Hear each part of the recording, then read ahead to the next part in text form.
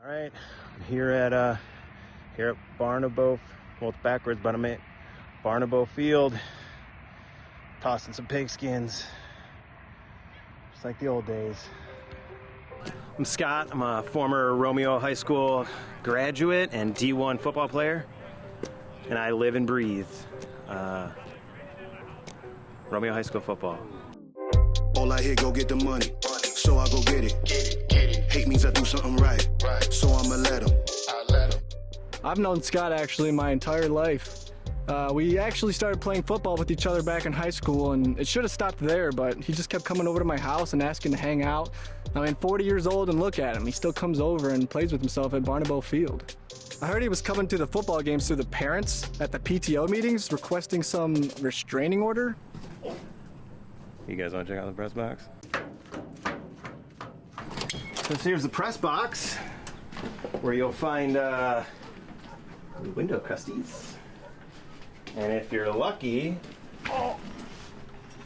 a local Tim Meyer. I hate that guy.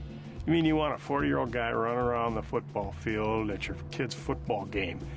I mean, it's weird. What would you tell him?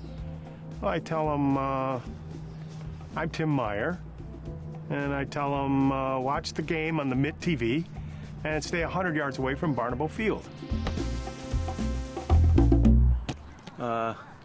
It's a community, you know? The players, the people, students. I honestly have no idea who this guy is. I thought he was some Make-A-Wish kid. He comes like every game, and he's like, what, 60? What's so funny? What's up?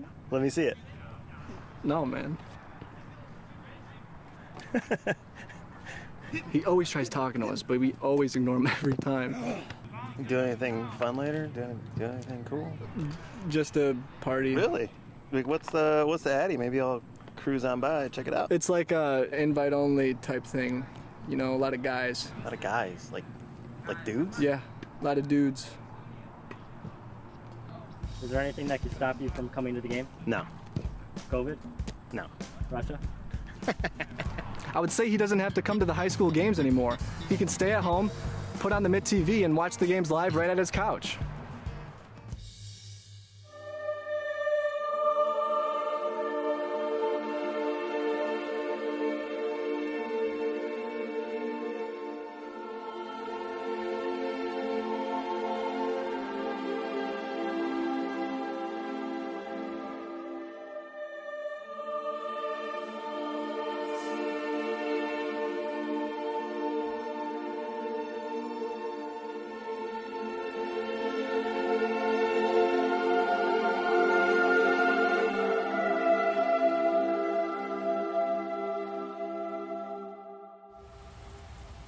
You're 40 years old. You can't keep coming to these high school football games. I'm 39. It's over, Scott. Barnabo Stadium's my home. Your home is a one-bedroom, one-bath, and a cat named Coco. No! It's over, Scott.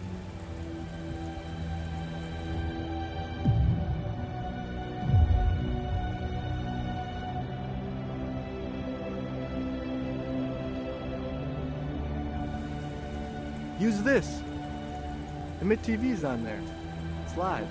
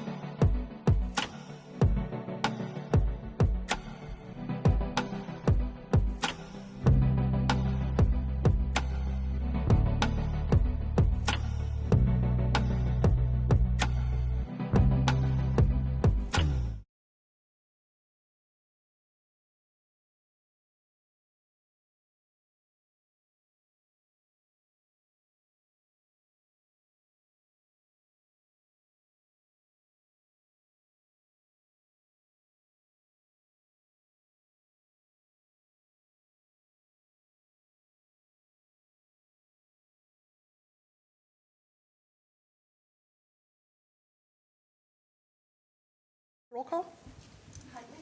Here. Oswald? Here. Poznanski? Here. Bowers? Here. Van Wormer? Rose? Here. Lee? Here. St. Laurent? Here. All right, next we'll stand for the Pledge of Allegiance. I pledge allegiance to the flag of the United States of America and to the republic for which it stands, one nation, under God, indivisible, with liberty and justice for all.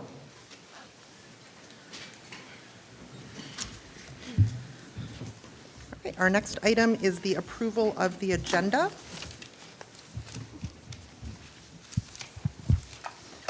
I make a motion to approve the agenda as presented. I object to the agenda.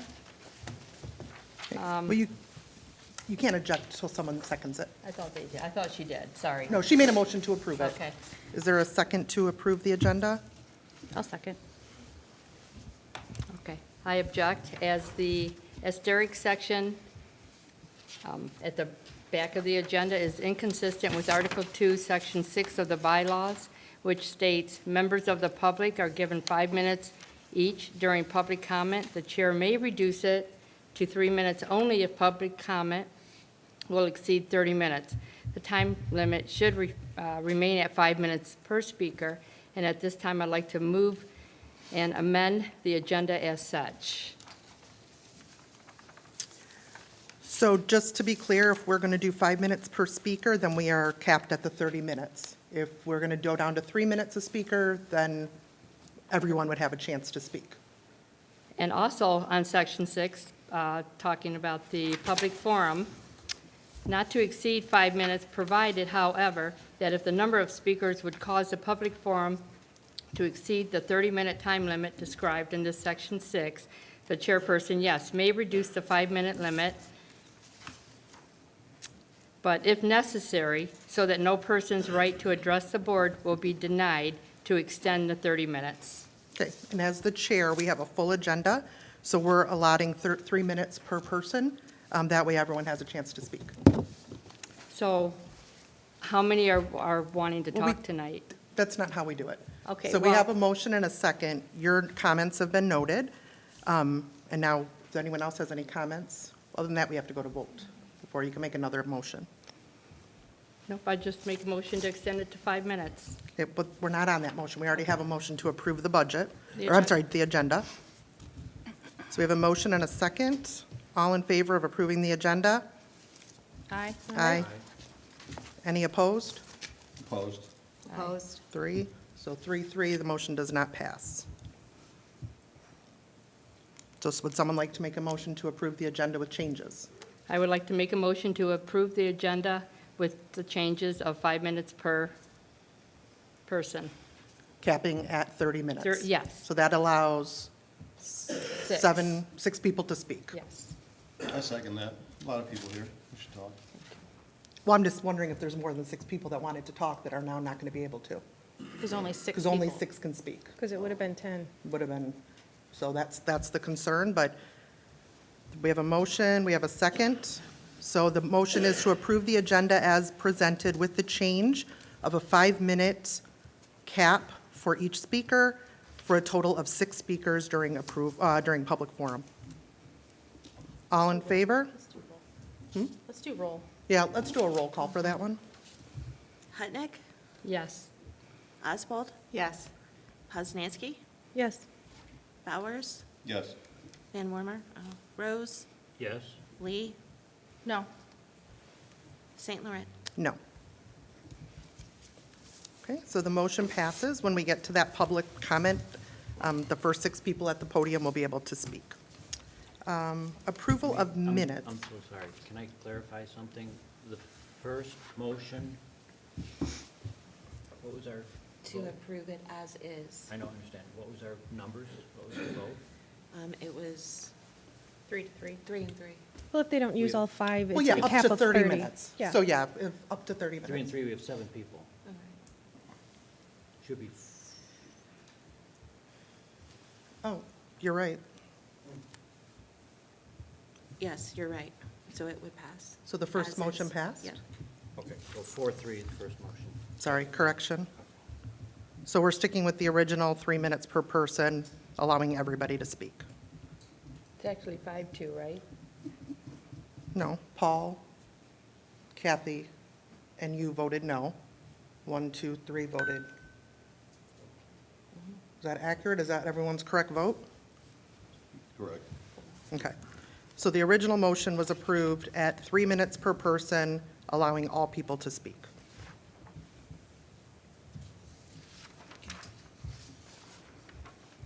And we were fine with the rest of the agenda? All right, so moving to approval of minutes from the March 3rd meeting. I'll make a motion to approve minutes as presented. I'll second. Okay, all in favor? Aye. Aye. Any opposed? Okay, minutes are approved. So now we are going into public forum. Per our approved agenda, each speaker will have 30 minutes to speak. 3 minutes. 3 minutes, I'm sorry, for 3 minutes to speak. I do want to let everyone know our agenda, public forum section is a little bit different. So you have the choice to speak now during public forum, or you have a choice to speak under any new business or unfinished item once a motion and a second was made. So you can choose if you want to do it now or then. I do want to just let everyone know, if there's no motion and second, then there's no time to speak at the second. So you're 100% qualified and able to speak now. To the board, this is the public's chance to speak. They are given their time. They are not to be interrupted, corrected, approved, questioned, responded to. This is their public time to say what they would like to say. So with that, we will open public forum. Danielle will keep time and let you know when your 2-minute 3. mark is up. So you have 1 minute left. Oh, okay. Can I clarify one point? Are we able to speak twice? Yes. Now and, As long as there's a motion made and a second. All right, public forum is open. Just please state your name and your address. Thank you.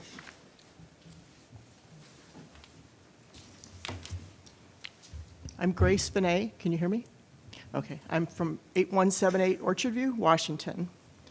I'm the Secretary and Treasurer for Starkweather since 2013, and the board asked that I respond to the parking issues that have been going on. If you don't know, Starkweather is a 501c3. We're a nonprofit, and we just reached our 25th anniversary.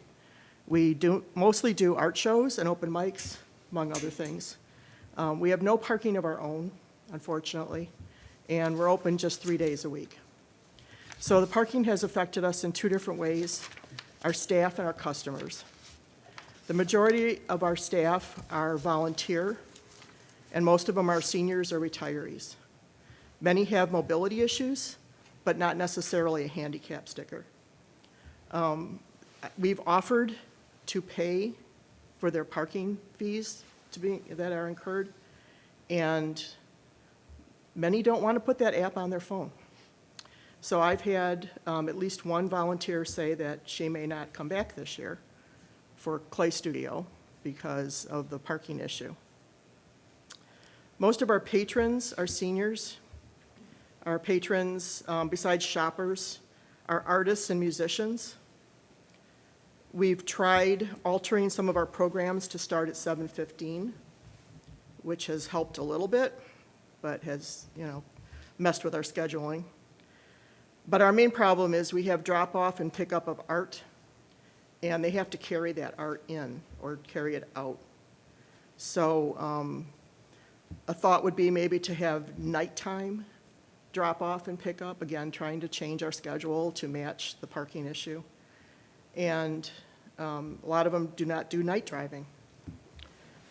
So that means they have to incur the fees. So we just had a art pickup for a member show. You have 1 minute left, Grace. In March, thank you. Here's the comments that were made. They didn't see the signs. They don't understand apps. They can't download. Some don't have a phone. Some don't have a smartphone. They don't trust this app. They've heard it's been compromised in the past. They don't want any more apps on their phones. They would pay a meter. They would like the old-fashioned way of putting a quarter in. They don't have a problem with the money. It's the app. One lady called and asked me if she could just run in and give me $1. And I said no. One lady had her spouse drive her around the block, and she ran in, grabbed her art, and ran back out. I've had people tell me they're no longer participating in our programming.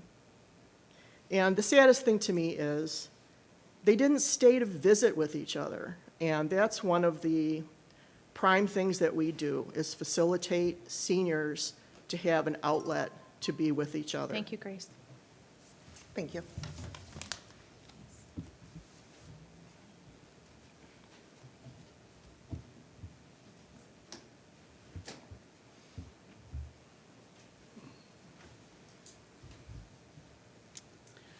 Hi, I'm Sharon Smith, 377 North Main. Hoping a lot more people will get up and speak.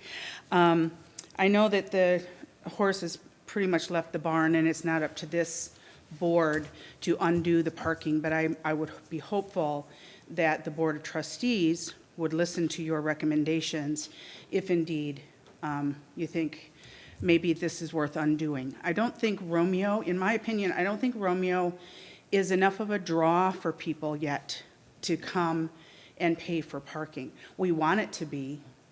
If we can get some of the real estate offices to open up as retail or something like that, maybe we can get there. And I think what seems to me that is happening is that getting rid of the PILOP, which at least lowering it to $100 was wonderful, but now businesses might not be coming because they know that a lot of businesses, or a lot of potential customers for their businesses won't be coming because of the paid parking. So it's kind of like a catch-22.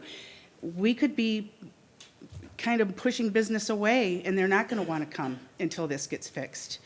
I know it's been said that, you know, the people that we should be listening to are just the residents of Romeo. My dad told me many stories of when he was growing up, and my grandpa had his hardware store. It was during the Depression, and sometimes they ate because farmers were bringing them beef, you know, to trade for nails, or, you know, buckets of potatoes, you know, because they needed roofing materials. We, as a village and our businesses, rely on the outlying people who are coming into town. So we cannot dismiss their voices. That's all. Thank you. Thank you.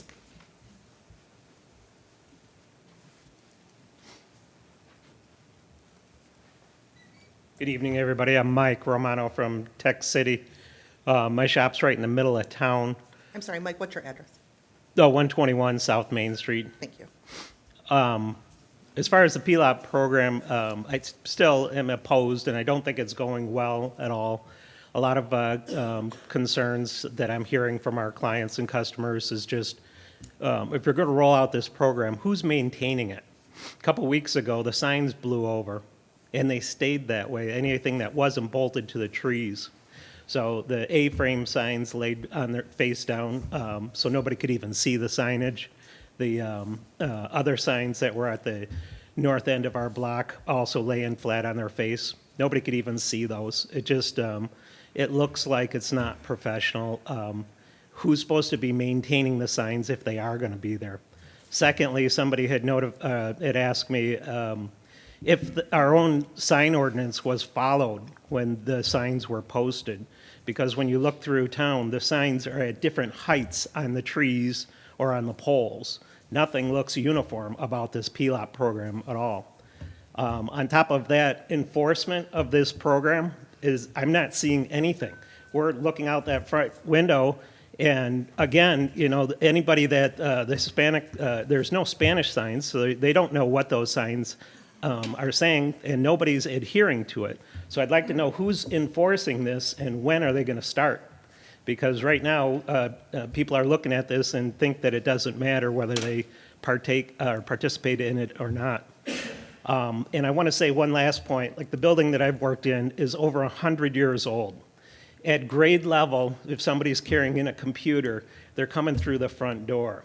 So they're parking there in front. They've never been there for more than 5 or 10 minutes total to get their computer out of their trunk of their car, You have 1 drag it minute into left, the Mike. shop, and drop it off. Around the back, they can come through the back of that Parker building as well, but to do so, they got to go through 2 doors and up a flight of steps carrying the computer like that. This has never been a problem before, but it's definitely crippling my business, just forcing people to pay. A lot of our clients and customers, again, I will contend that the elderly people have flip phones. They can't put an app on a flip phone, and they're not interested in doing so. So I'm requesting we rethink this program. If we need to find other revenues, I'm interested in having a think tank or something and help find another revenue stream. Thank you.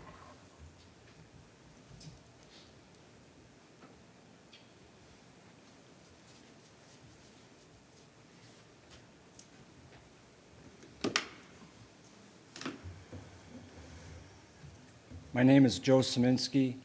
My address is 68226 Winchester Court, Washington. I've had to deal with this type of parking downtown, and I'm not real savvy on my phone, and I a lot of times don't know how to do it. I don't want to put another app on my phone. I couldn't figure out how to pay for parking downtown. I looked for an attendant to pay them cash. There was none available. So I got I paid $30 for parking, and I had to pay a $20 penalty through the mail. I think it's not fair for the people who don't know how to do it, who don't have cell phones on them, and if they have flip phones. I would rather, if you're going to charge for parking, I'd rather see a parking meter there where I can use my credit card or throw cash in. If I had to come downtown to Romeo, I wouldn't want to pay for parking, so maybe I would omit going to some of the businesses in Romeo. One thing, they can't control the parking at PNC Bank. There's signs there for bank parking only, and I always have to park way back in a corner and walk through the rain and the snow, and when I walk into the bank, there's nobody in the bank, but all the parking spots are full. If you're not maintaining that parking, how are you going to maintain this type of parking? And I've heard complaints of people downtown, they had 25 minutes left to park, and they still got a parking bill. They say it's a big scam to get money out of people. I hope I don't have to, I guess I'll have to look for a lot that has an attendant if I go downtown. Thank you.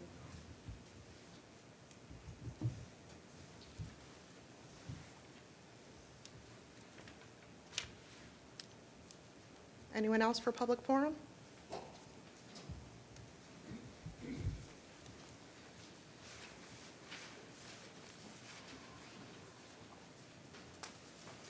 Hi, my name is Joanne Caruana. I live at 11058 Patty Ann Lane in Bruce Township. I am a volunteer at Starkweather in the Clay Studio, and many of you know that we do an Empty Bowls fundraiser. And so we have groups that come in and make bowls, and we have sometimes groups of 6 or 8 people come in, and we've recruited them for all summer, which is a wonderful thing. Andrea knows, she's participated, but it's really a good time of fellowship. And now, if they book us, we're going to have to tell them, oh, okay, the parking that you usually use right behind Starkweather, you have to pay, or right in front of Starkweather, you have to pay. So you can park on the street, but often those spots are taken by other businesses. So I'm just saying, as a volunteer, it puts us in a real difficult situation. So it kind of is eliminating the whole good feeling of what we're doing, because these people pay for these to make the bowls, or come for classes every week, and we're going to say, well, in addition to that, you have to pay $1 an hour when you're parked. It just kind of ruins the whole feel of making the Empty Bowls. And it's a great fundraiser. I hope some of you have participated. We make a lot of money to feed the hungry in Romeo. So I just wish you would rethink this policy.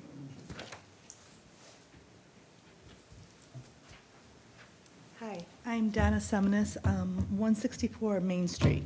I shared this at the trustee meeting, but I wanted to read it to you as well. This is the letter that I sent to the trustees. My husband and I live in the village and own the store Old World Nouveau on Main Street. We support efforts to help our downtown thrive for residents and visitors to enjoy the benefits of it. To encourage customers to still shop with us after paid parking began, we took several steps to be proactive. Trained ourselves in using the Park mobile app to troubleshoot for our customers. Held store sales to encourage our customers to shop with us during the paid parking transition. Tried to purchase an annual parking pass to accommodate our customers. The idea of an annual parking pass was discussed at a DDA meeting. When we called to purchase one, we were told that it wasn't an option. Created a paid parking in the village feedback notebook in our store, encouraging customers to share their thoughts. Customers' comments have included disappointed with paid parking, confusing, not directly in front of our spots, and signage lacks hours and days. Too much of a hassle, we'll shop in other small towns. Romeo has too few places to shop and spend the day to expect paid parking. In the weeks since paid parking in the village has been implemented, we've had a decrease in the number of customers. Paid parking negatively affects our business. It does not encourage residents or visitors to visit the village during the day to shop, eat, and enjoy our small town. Paid parking in the village has negatively affected our business. We'd like it to end as soon as possible. Thanks. Thank you.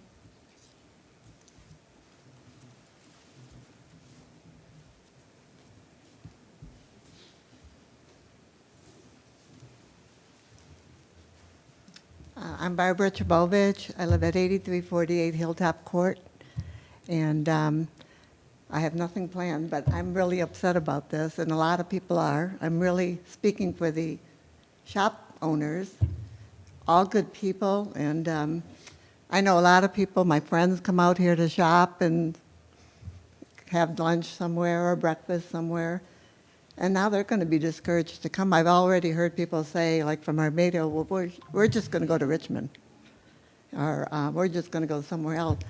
Romeo is just so small, and this app thing, I'm a senior citizen. I don't want another app on my phone. I don't even know how to do it, I'll be honest. And I don't want my charge card out there. It's just taking away that nice, fuzzy, warm feeling about Romeo. And I'm not the only one who feels this way. People do like to come here for a day, and it's going to discourage that. And I really feel badly for all the owners in town, because it's going to affect them. We're not going to have a downtown. I'd like to know, how much do they make from this parking, and how much are you paying this company that's going to do all the reporting and whatever they do? I'm interested in Thank that. you. Also, is that anywhere? Just please take the, Okay. and just your name and address, please.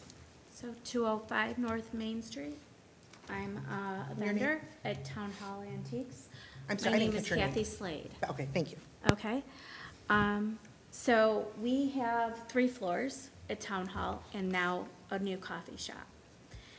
I have had so many customers come in with totally upset when they get outside and there's something on their card, a card they don't even know about the parking, they don't understand, they don't see the signs, it's not enough time for them to shop. I've had customers actually tell me that they have not had, they have to go. I'm sorry, they can't stay any longer because they have to go because the app is letting them know.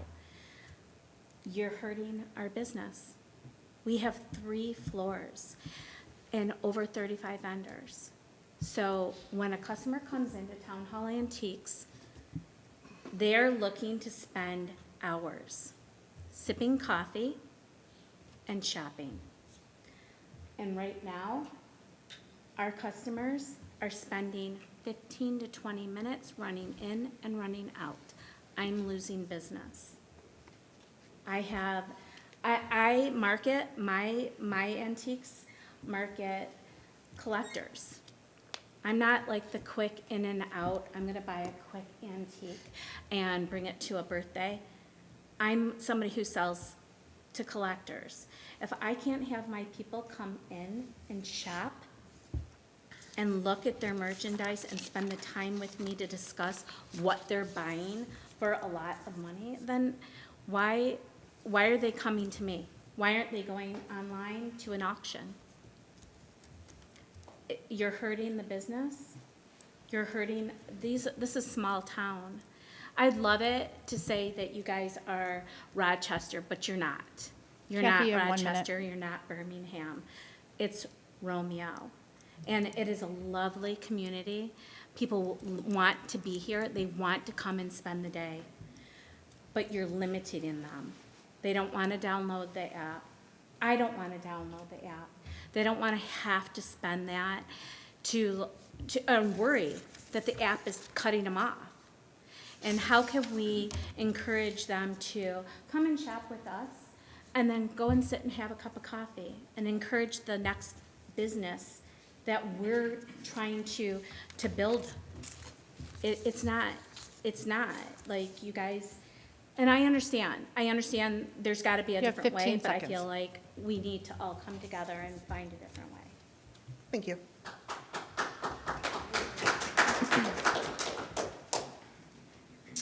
Anyone else for public forum? Going once? All right.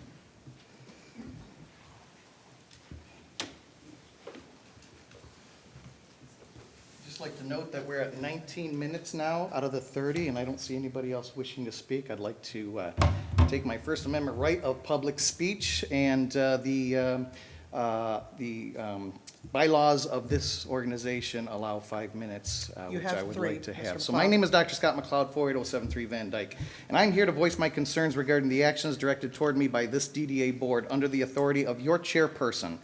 These actions include public attacks on my rights. I have faced public criticism by your chairperson suggesting that I lack the right to speak out against the paid parking program that so many people are opposed to due to, in her opinion, that I don't reside within the village limits. However, I do reside within one of the townships of Romeo, which is Romeo is a part of, and without the townships there would be no Romeo. Therefore, that grants me a stake in this matter and a duty to speak up.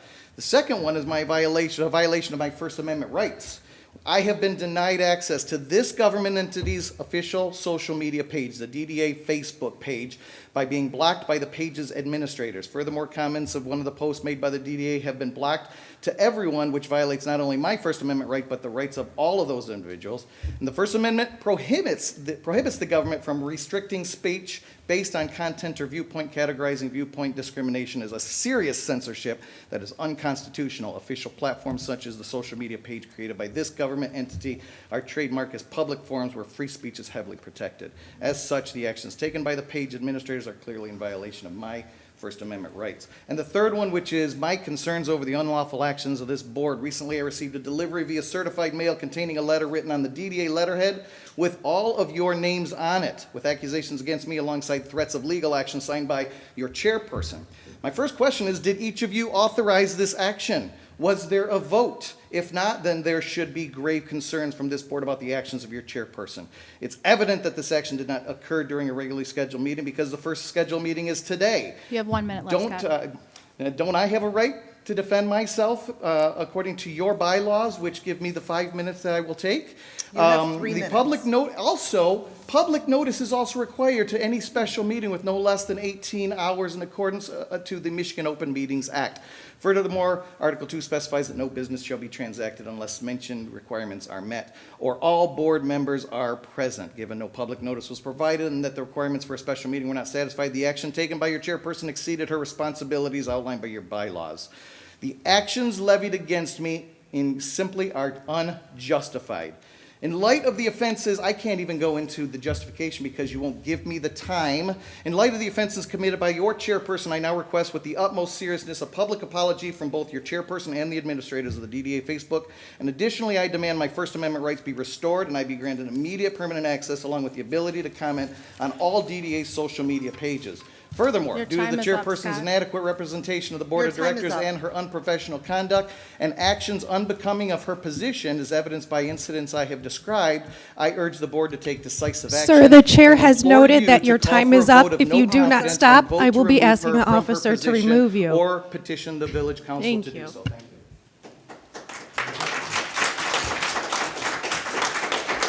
Is there anyone else for public forum?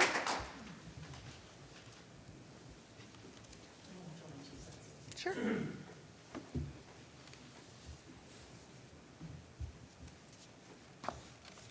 Carla Carlton, 152 West Washington Street. I don't know how I can follow that, but aside from everybody's businesses or anything, but I moved to Romeo because it was a beautiful little town. And now it is ugly with all these little green and white signs everywhere. You just redid the park out, you know where the new park is. And those signs are hideous. So you've taken the beauty away from Romeo. Not use per se, but you've taken the beauty out of our little village. So that's all I wanted to say, that not only is it affecting businesses, but it's also affecting the beauty of the village. So that's all. Thank you. Anyone else for public comment? Okay, we will move on and close public comment and move on to our financial reports. Okay. Okay, so a financial statement was received from Plant Moran from July 1st, 2024 to March 26, 2025. Total interest earned during that period was $525.95, for a budget balance of $255,624.27. And total bills presented for approval are $13,436.28.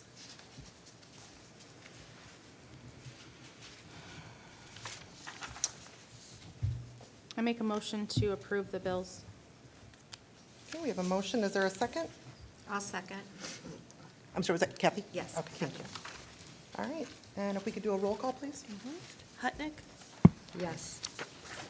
Poznanski, I'm sorry, Oswald? Yes. Lee?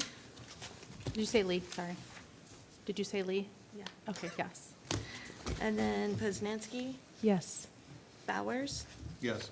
Van Wormer, Rose, Yes. St. Laurent. Yes. Okay, next we have the Park Mobile report. Okay. Okay.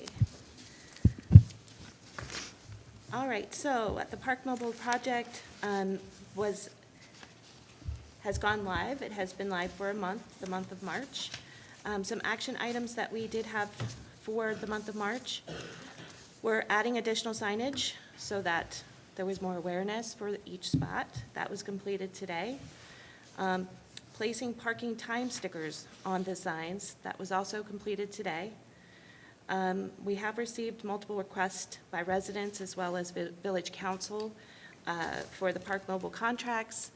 And that is available through the DDA, just have to go online and submit a form. Our elevator update, Park Mobile is a pilot phase of 6 months. We're in that pilot phase, and so we're going to be bringing the data back to show, how much money is earned, any impact to visitor traffic. SIMCOG is providing that for us. Total parking amount for March was $1,165. Total transactions, 940. And 4 annual residential parking passes were sold. That's it. Thank you. Can I have a couple of questions? After hearing the voices here, and I've just been writing some things down, I just have to ask a couple of things here. Because somebody had mentioned, I believe Joe from Washington, that he had paid penalties. Was that here? That was not here. Okay. I just wanted to clarify that, okay, because I wasn't under the understanding we were doing anything like that yet. No, we were doing, just for awareness for the first month. Okay. We were issuing information cards to help Okay. people kind of go through the process. Okay. And we were waiting for the additional signage because we didn't want, people to Right, not because be this is aware. trial, right? Right, for now? Okay. So there hasn't been any cars towed, there hasn't been any tickets given? Okay. No. Just making sure with that. Okay. And have we looked into meters, correct, before this? And the reason why we don't have meters? It's because they Is were the- thousands and thousands of dollars Like of an investment. $80,000, I believe, right? Okay. Plus so- the infrastructure of the, just Okay. working them, yeah. Okay, because I'm hearing a lot of, they don't like apps. So, because of this, and thank you all for coming, it means a lot to us for you coming. My name's Kathy Osbold. I am a business owner on Main Street. I also own the building, and I also live upstairs, so I understand your pain. Fortunately for me, though, I have a parking lot. But I also want you to know I'm going to be very transparent. I did vote for this. And why I did vote for this, and I want you to know why, is because of my fellow businesses that I see struggle with some of the times when Main Street is full. It's being abused by business owners, employees. Just before we started this, I can tell you in front of my business, and there's a lot of parking in front of where I'm at, where my business is. There was a truck with a trailer that took up 4 spots, not just for an hour, not just for 2 hours, for 5 hours. Now, that doesn't necessarily affect my business because I have a parking and behind me. I voted for my fellow businesses. So that is my vote. Now, if this is something that I feel like if this is not right for the community, I would ask that we do revisit this. Please give us some grace. Let us do the 6 months. We do hear you, but again, there has to be things that sometimes we don't like to do. But Kathy, I don't mean to cut you off, but we just got to save our Okay, comments for the but- end. okay, Because we just but got I to keep will. on the Yep. agenda. Thank you. But just to address that, so if, in case they don't want to stay to the end, but just so you know, I'm listening. So please, give us some grace. Okay, so, I don't mean to cut you off, I just No, want to keep no. us going. Funding request, we have a funding request from the Romeo Lions Club for St. Baldrick's. There was a question last month's meeting when it was submitted regarding the fact that it does not take place in the downtown area or in the district, if district funds can be used for that event, since it takes place at the Lions Field House. At that time, we had asked Kay to get some clarification, and so I'll, Yeah, so I didn't find anything in the bylaws that restricted us because they aren't a stakeholder in the district. Basically, anything that supports economic growth for the district is something that we can support. We were able to pull some SIMCOG data for that weekend, and it is clear that it increased traffic to downtown significantly, so. through. Sure. Sure. Through the district, you saw SEMCOG showed increased traffic through the Yes. district. Okay. I'd like to make a motion to approve the request. Okay, so we have a motion. Is there a second? I'll second. Everybody, second? You wanna give one Who to said it Marty? first? Does- Who wants it? Marty. Marty, all right, you get it. Well, and if I could just state that technically it has to do with the banners which are in the town, which are put in the district. Right. So, I mean, that alone is something that's in the district, if it has to be tied. Okay, so we have St. St. Baldrick's. Baldrick's. Okay, so we have a motion and a second, and since it's spending money, we'll do a roll call. Okay. Lee? Yes. Hutnick? Yes. Oswald? Yes. Poznanski? Yes. Bowers? Yes. Rose? Yes. St. Laurent? Yes. The next request that we received was from the Romeo Rotary Club, looking for a very specific amount, $1,037, for a car show, kid zone, stage, and live music. So do we know where is Vintage Fest being held? Downtown? Would you mind? No, please. Okay. We did receive a event permit to the Village Hall, and yes, it will be downtown. These items will be within the town. I believe, if I recall, from the stage is still on the street, a different space, or like a different location, but the cars are lined up. It's a similar fashion. Perfect. Okay. I'll make a motion to approve $1,037 for Vintage Fest. I do have a question. I would I'll support second. Danielle. Okay. Your question? Who is this? Is Jacob here? No, but I'm representing Where'd we get $1,037 from? Specifically is for the porta johns that will be around the different areas. You have an exact amount?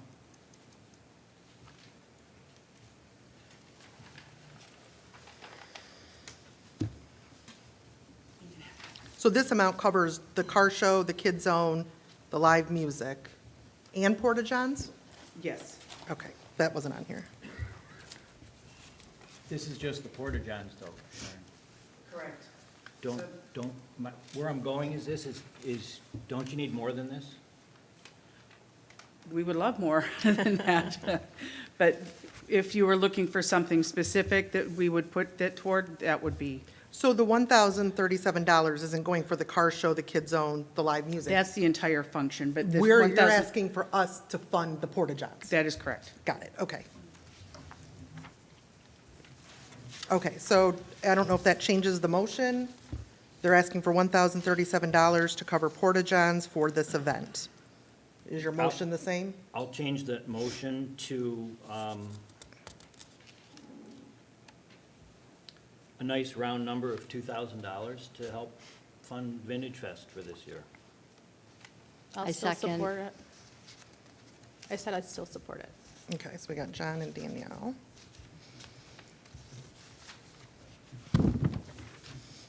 All right, so we'll take a roll call. Okay. Rose? Yes? Lee? Yes.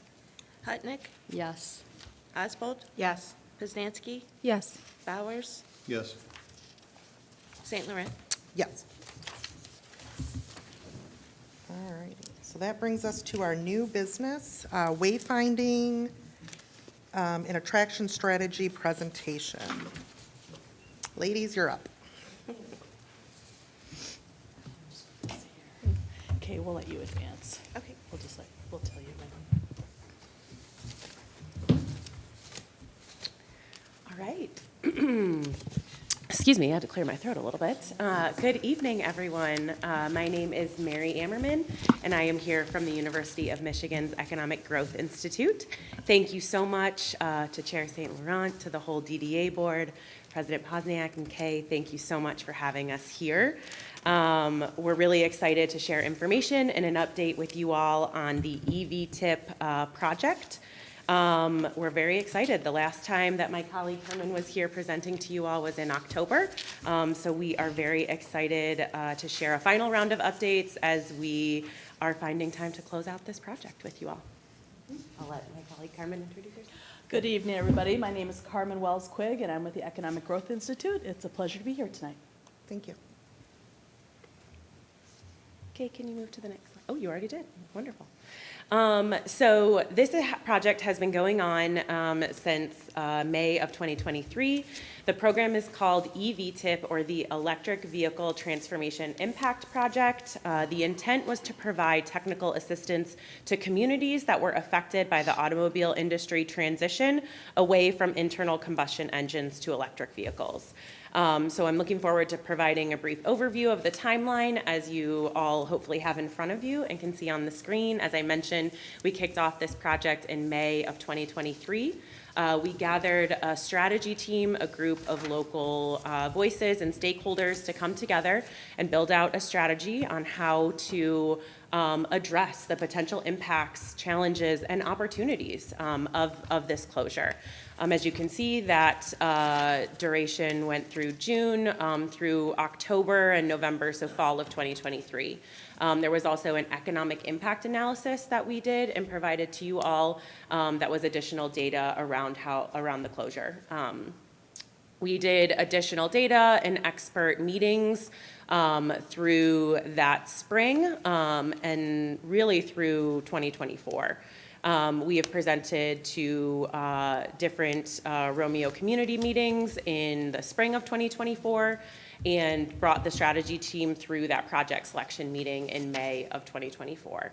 As I mentioned, we did some project planning and scoping in the summer, I would say, so June through October of 2024, which was the last time that we were here in front of you all sharing proposals from consultants for that selected project. So we are excited to be talking here again, providing that those updates around the project implementation and closing out here in the next month or so with you all.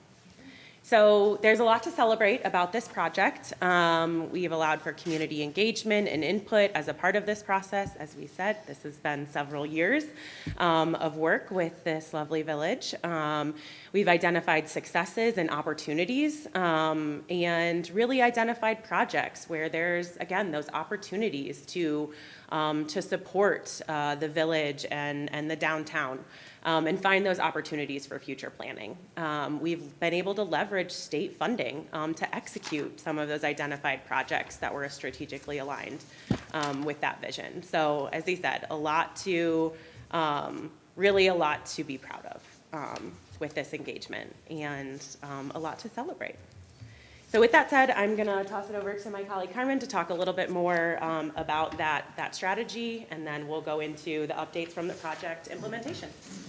Thank you, Mary. So we are taking a step back, talking about the strategic planning that happened over, a year and a half ago, but stay with us. We'll get to the implementation here momentarily. We just want to paint the picture for those who haven't heard this story before. This was really a community-led initiative. EGI, or Economic Growth Institute team, we were brought in as facilitators by as a result of this funding from the state. And as Mary said before, people have asked me in the past, like, well, what does this have to do with electric vehicles? I just want to be clear. This was because the Ford plant closed. So the state was looking to support communities in their either economic development as a result of plant closures. And so Economic Growth Institute has experience working with communities, providing technical assistance around automobile plant closures, power plant closures, et cetera. And so we were just wanting to come to the community and hear what the community's needs are in terms of economic development, business development, and so forth and so on. So this was really community-led. We came in, we listened to what the strategy team that was formed had to say, what their needs were. And those local stakeholders really comprised this strategic team and provided leadership in really developing this strategic plan. Here, it was a catalyst for transformation. The strategy team developed a goal, which you'll see here, which was to serve the Village of Romeo residents, businesses, and nonprofit or service organizations by fostering an environment of economic stability, resiliency, and growth. We really wanted to make sure that over a course of several meetings, myself and my team, you guys might have met my colleague Kevin, who was with us, or who's still with us, was not able to be here today, was able to, have this strategic facilitation and help prioritize goals in a way that supported residents, businesses, the service organizations of the Village of Romeo. This approach really helped address opportunities and, as Mary said, possible challenges or pain points as well. We did bring data into our facilitation analysis. There were economic impact analyses that were done. There was data and information that was shared by the county as well. So this was a real collaborative effort to drive resources to the Village of Romeo. In the end, we had clear strategic outcomes and this framework, which was a methodology for really identifying projects. One of the meetings I had last May was to talk about project submission, and many of you, that was at the Board of Trustees meeting, but many of you were here as well. And you went out and really thought about projects that could be brought into the strategic plan. There were several projects that were brought forward by representatives of the DDA, and I'll share with you those projects here in a moment. So the scorecard, we call it a scorecard. It's the strategic plan. We apologize for the teeny tiny writing on this page, but really the value is showing the breadth of all the ideas that were brought forward here, and it's comprehensive. It's very thoughtful, and it covers a lot of the areas that really make the Village of Romeo a success. It's overarching with that goal, but it really drilled down into 4 priorities, 12 objectives, and each with their own intent of driving forward excellence in the Village of Romeo. And just so you know, there is as part of our kind of wrapping up with this project, there's a final report that goes along with that as well that we'll deliver to the strategy team. So the projects, next slide, please. There were 11 projects that were brought forward as part of this process, and the team really thought a long time about reaching out and getting those project ideas. If I remember correctly, we even kind of extended the time a little bit extra to make sure that the message could get out there about bringing forward project ideas. So the group went forward to identify and submit into this framework projects that would help drive the priorities and objectives that were identified. And it really allowed kind of planning to align with plans that are already out there, or to bring forward ideas of things that haven't been able to find investments along the way. And then there were some new ideas as well. So you'll see all the projects that were there. Everything from doing more analyses and data-driven kind of decision-making to art installations for beautification and other goals. There were 2 central business district projects, a tree and sidewalk replacement and a wayfinding and signage installation. Talking about marketing commercial spaces to fill those spaces and kind of boost the visibility of having empty spaces filled. There was a project around Romeo Cemetery sign markers. There was a project around reviewing downtown blueprint plan, revising Romeo zoning ordinances to allow for mixed-use development, speed enforcement near the school, strengthening code enforcement and inspection programs, and then updated street lighting and poles. So it really ran the gamut, but I think that those were all things that the submitters of the strategy team really heard from not only the organization of the DDA and the village, but also the residents and all the committees that make up the Village of Romeo. So here are all the projects that were there, and they really had great strategic alignment with the priorities and objectives that were identified by the strategy team early on. In the end, our goal as facilitators was to check alignment with these projects with the priorities and objectives that were brought forward early on in the process. And that strategy alignment really underscores the alignment of the priorities that the strategy team brought forward earlier, to make sure that there wasn't like kind of an unbiased or a biased selection process. This created an unbiased selection process.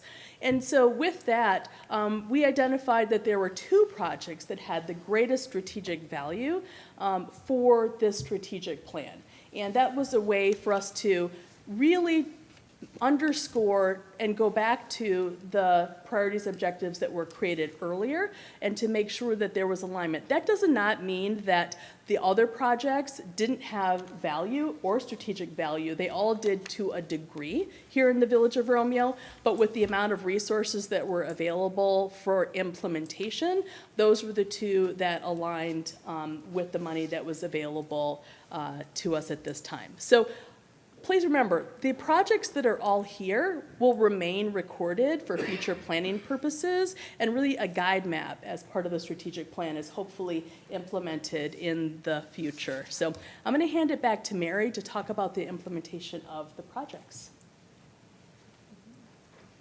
Thanks so much, Carmen. So Kay, could you go back to the last slide just to point out? So as we said, 2 projects were elevated as most strategically aligned. Those were the ones in red. So I just wanted to make sure that everybody knew that. So you'll see there, that was the tree and sidewalk replacement and the wayfinding signage project. So when, you can go to the next slide, thank you. So the EGI team, as we wrapped up the strategy and these projects came forward, we were able to provide that technical assistance and project management to support the village of Romeo in the project implementation phase. So the steps of that process you can see are on your slides here, really what we are able to provide as a part of this process. And that really includes defining project scope, coordinating the selection of consultants, and ensuring that effective project monitoring and completion, specifically within timelines. We know how important deadlines and budgets are. So if you think back to those 2 projects that came forward, as we were going through the scoping phase, we continued to scope both of those priority projects, see, okay, what are we able to do right now? And really, with those ideas and with the village leadership, we were really coming to terms in the idea that the wayfinding project had the best alignment with both the timeline and the intent of the available funding that we had through this, through EVTIP, through the state funds.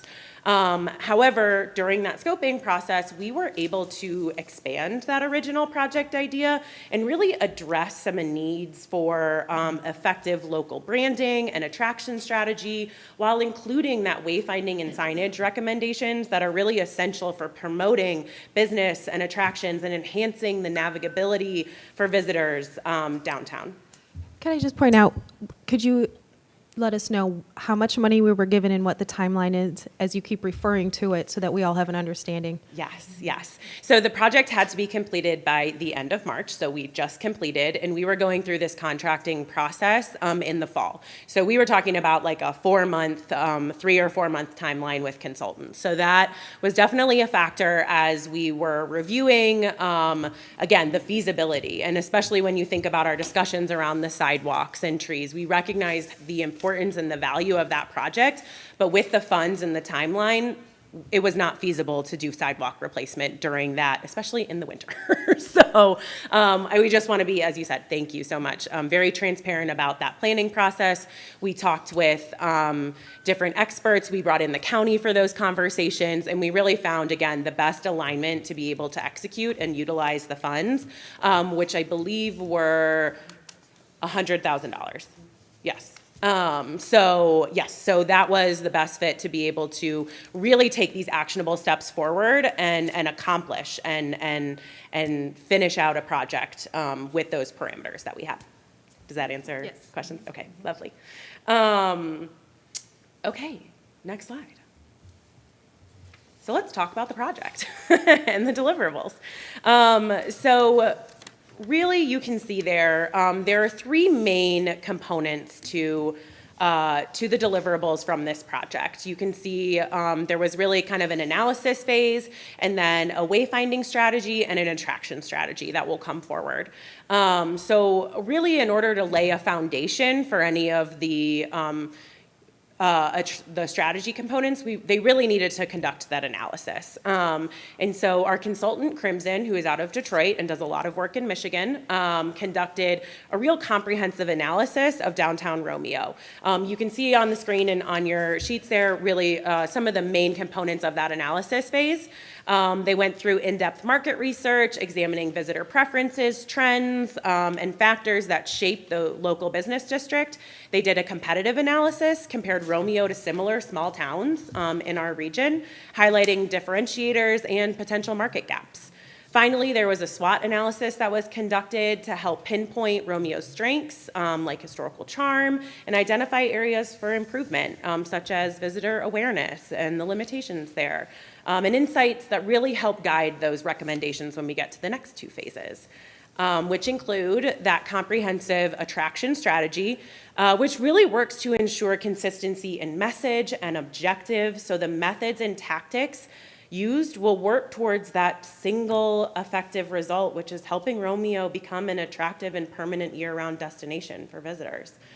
As you can see, there are 7 main pillars there that are a part of their attraction strategy: storytelling and authentic experiences, architectural and cultural heritage focus, signature small town experiences. We've got marketing, both digital, social strategy, community and business involvement, public relations, and some paid marketing tactics. These are all recommendations that will be brought to you all. So again, recommendations. The other main component, again, that we've talked about, so important, is wayfinding. So the wayfinding strategy really is, let's talk about the signs for a sec. There's several components to the wayfinding strategy. So based on the assessment that the consultant did of downtown Romeo, there was a recommendation for 4 main types of wayfinding signage to really optimize that visitor experience. Those 4 include welcome or gateway signs at all major entry points, noting arrival to that downtown area, being really specific in our scope here of the central business district. There's also directional signs, so really directing to those key attractions and landmarks, and those were really developed through intense stakeholder engagement. There was surveys that was shared, and really listening to both business owners and residents of the area about what do we want to highlight in this area. So those directional signs, we have kiosks or pedestrian maps to show the overview of the attractions in the area, and then also parking signage. So directing visitors to their parking options with lots and areas clearly marked so that is easier to navigate. I do want to say, though, that wayfinding strategy is not just signage. It really is also, there was branding there. There was a big branding strategy. And it was crucial to delivering that powerful, focused, and consistent brand that will grow more valuable over time for you all. The strategy defines that brand archetype and profile for a historic downtown and really allows you all to define what makes the Village of Romeo unique. Why should visitors visit? Truly capture that essence of all that the Village of Romeo has to offer. And these things combined, the wayfinding signage, the attraction strategy, the branding efforts, really, again, are those set of recommendations for you all to implement and take forward with you. I do want to go, if you go to the next slide, we'll talk about kind of, again, the culmination that we talk about of this message. So that message is Return to Romeo.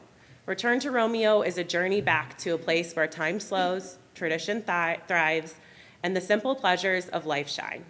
It's more than a destination. It's a feeling both familiar and full of wonder, a place where charming streets, vibrant local businesses, and a tight-knit community welcome every visitor to discover something truly special.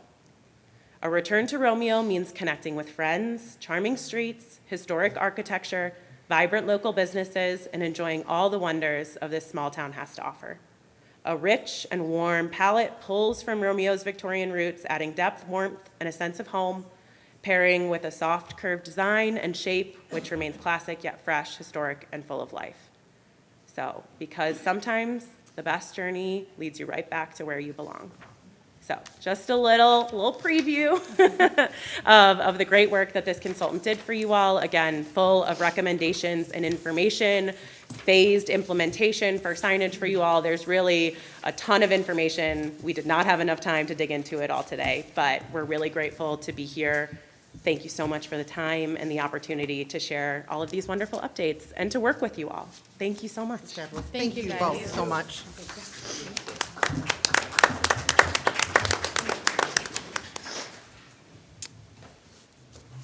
All right, our next item is the Romeo DDA strategy presentation.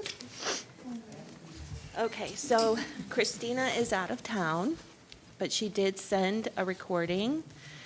So we're going to give this a try.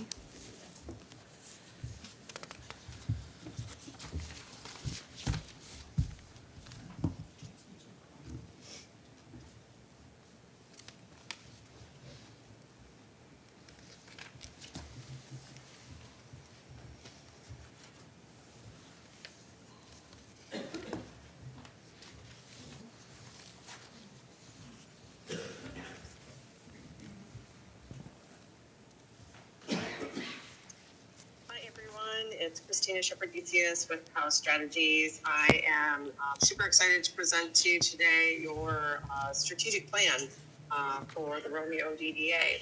I'm going to try to go through this really quickly because it can be very long, and I've already recorded this once before, and it was super long. So we are trying this again. So hopefully this will be shorter, sweeter, and if you have questions afterwards, then we will take care of those at a later date. We are planning to meet with the board or the executive board at a later date to kind of review everything. So we should be able to respond to those questions if you have them at your meeting. So let's see. I am going to. Oops, I gotta start the slideshow. Sorry. Hopefully this works. Hopefully everyone can see the slideshow, and we're gonna kind of roll on through. So first off, I just want to start off by saying that strategic planning, it really does provide the roadmap for success, and by keeping you focused. And it allows you to be much more proactive than reactive to things, and making great decisions based upon your strategic plan, as opposed to not really knowing where you're going. And last but not least, it does help you define a much better competitive edge compared to other communities when you have a strategic plan in place. So some best practices, just kind of keep in mind that, we're prioritizing your thoughts and ideas. So that way you have a plan that is built for 3 to 5 years and can adjust over time. Doesn't mean that other ideas weren't good or supported. It's just that what's really important right now. We started off by reviewing your mission statement, and your current one is fine. However, I do like to provide or explore the why organizations do what they do, because that helps to tell the story a little bit better. And these were some of the words that came up based upon our strategic planning session that we held on February 26th. So I created a few options for you. The first one just kind of rearranges your current mission statement. The second one blends in some of the new wording. And the third one is just a little bit longer. Maybe it's built more for publications or your website.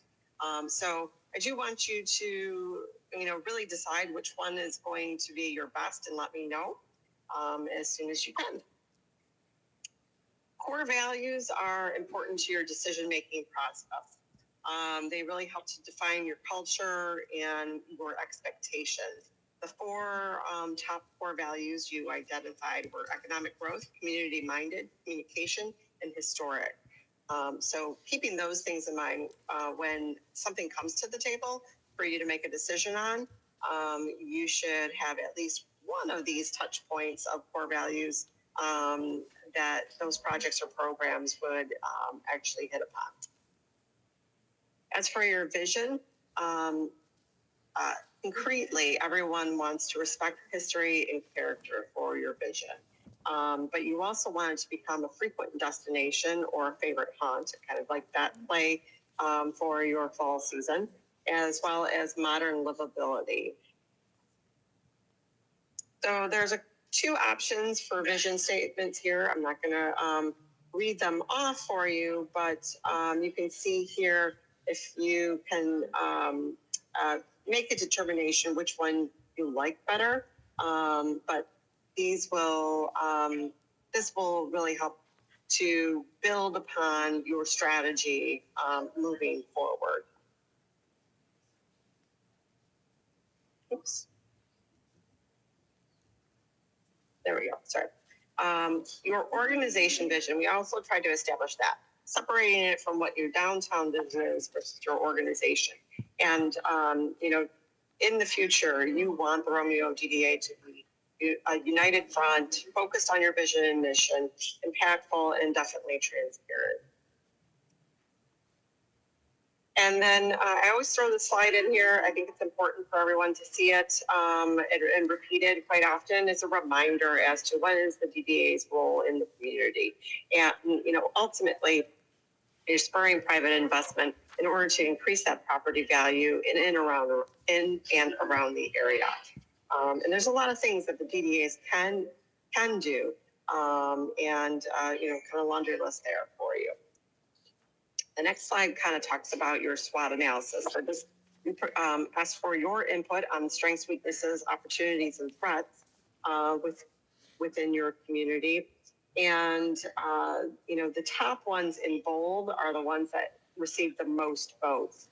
The other ones received at least 50% of you voting on that. So if there was something below 50%, I did not include that on the list.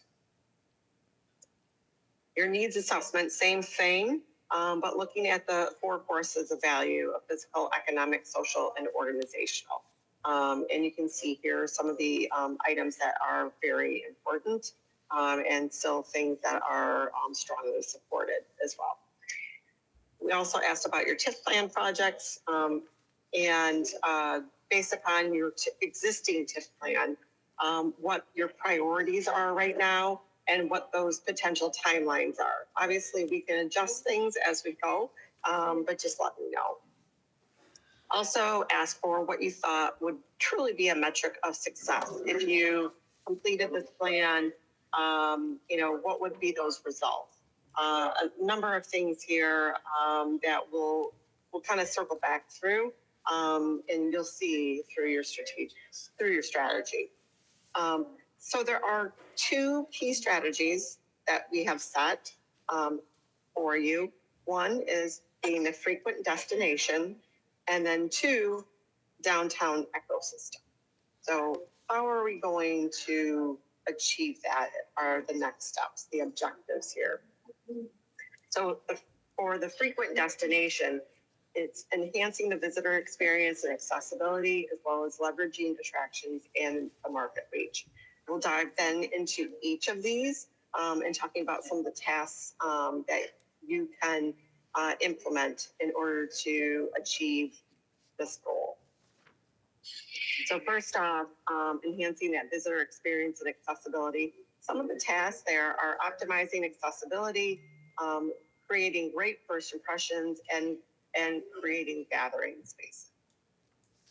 With optimizing accessibility, a number of things are kind of underneath this. So it's wayfinding, streetscape improvements, parking lot improvements, and your visitor app. The streetscape improvements, as well as connections to the trails, I think is a very important aspect that will help to increase that frequency to your district. And there's a number of things that you can do here, but conducting a needs assessment of the amenities that are needed, as well as making sure that you're connecting to the trail, but also through art and history that you have in your community, bringing out those assets that you have. And making spaces for all people and their companions, so doggies, whatever, whoever else might be joining them on a walk or a bike ride, or perusing through your downtown. So there's a number of things that you can include here that I've listed out. I won't read through those, but please do take a look at that list as well. And there is an easy connection along Dickinson Street to Romeo Trailside Park. So I think it's important to make sure that you are tying into the trail with your wayfinding, as well as other things from the trail to the downtown as well.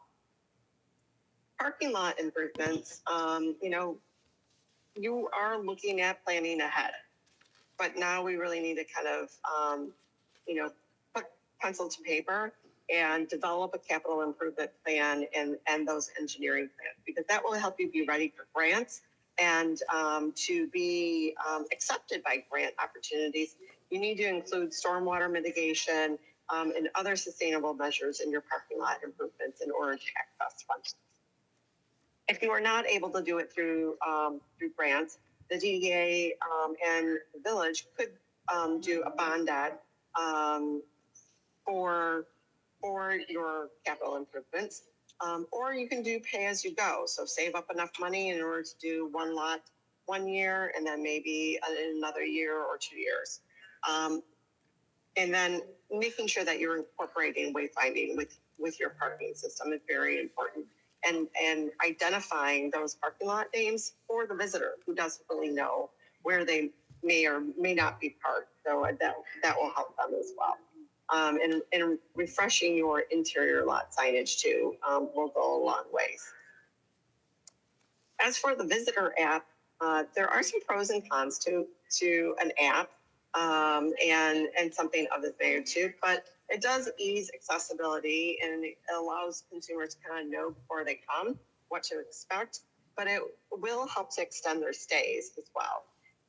But some of the cons do include, the fact that it will require you marketing this app for people to download, as opposed to having a web-friendly version, right?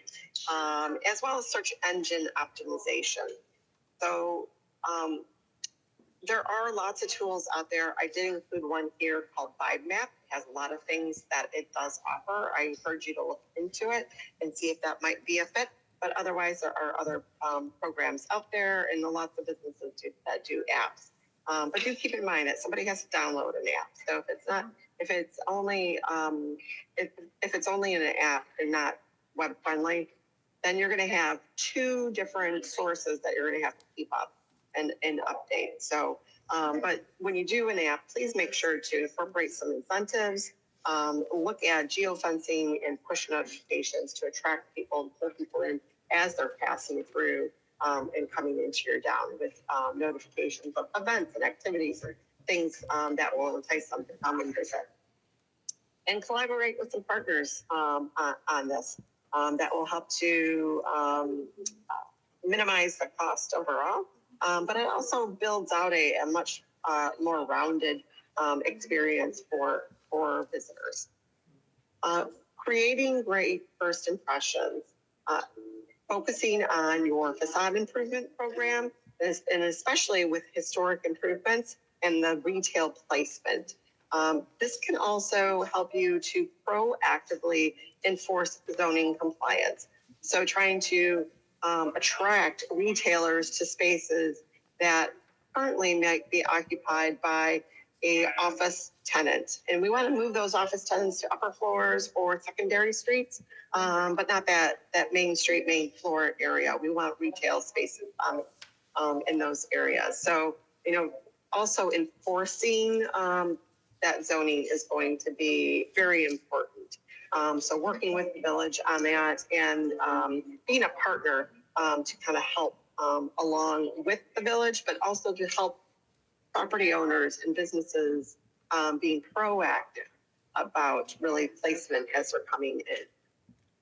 And then also I would encourage you to get businesses engaged with really the window displays and creating street intrigue during like your fall time. And I do have an example a little later on as to how businesses can participate in the decor that you already do. There's more things that they can do. And I love this little photo on the right hand side related to the open sign. This is used in Harbor Springs. It is fantastic. When all these are out, you know who's open. So when you're driving through or walking by, you know exactly who's open for business. As for gathering spaces, I think your next steps are really identifying locations and opportunities, and including private business sites too, because those are great opportunities. And take the time to visualize what you need conceptually for these areas.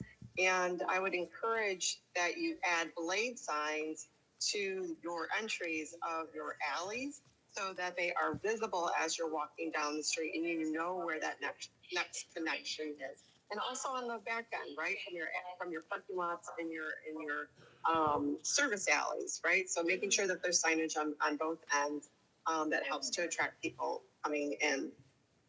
Encourage consider movable seating, which is very flexible space, and is wildly accepted by people who are visiting, as well as adding in some additional trash receptacles, because we'll talk about that in this next step.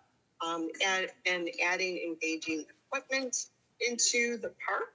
So, you know, why do people go to the park, right? They either want a respite or they want to be entertained in some sort of way. And this could be a great opportunity to do that. And your gathering spaces are a wonderful opportunity for integrating art and history. Also, in terms of gathering spaces, your social district plan, right? So we know that you want to do a social district, adding in a social district. There are a number of things to take in consideration, and I've provided some examples here of some marketing materials, but having a strong brand and making sure that you've clearly identified your boundary area and signage throughout. And you'll have to have signage at your exits that, you know, you can't go past this point, but also at your patios, because consumers cannot take a drink that they bought somewhere else and bring it into another liquor license establishment. So they have to finish their drink before they enter into that establishment. And those additional garbage cans will come in handy at that point in time. And lots of marketing, but include your businesses in the marketing, because they're going to need it in order to really to leverage this program. To do some of these gathering spaces, I encourage you to take a look at the Project for Public Spaces website and looking at lighter, quicker, cheaper LQC projects. There are also some grants available with that, and matching grants. So Patronicity is a fundraising tool, but then they match it through the grant program. I also like to pay attention to low-hanging fruit. Because you can't always focus on the really big things, because people won't see things being done, right? So we got to keep them enticed along the way and make sure some smaller things are done along the way that are cost effective and budgetable. The second objective in the strategy for frequent destination is leveraging attractions and market reach. So make sure that you focused on your retail recruitment strategy as one of your tasks, and your tourism marketing. For your tourism marketing, I did include some of your previous data, so you have that as a snapshot of where your target market is. And I would encourage you to grow visitor duration and frequency from the existing consumer base. It's much harder to create a new customer than it is to grow an existing one. Also, focus your social media on targeted messaging on ecotourism, recreation, things that people like to do within your community, vintage antiquing, right? Art and food. And consider co-op marketing with businesses with your marketing strategy as well, because it'll help your dollars go a lot further, as well as theirs. And once again, kind of those push notifications.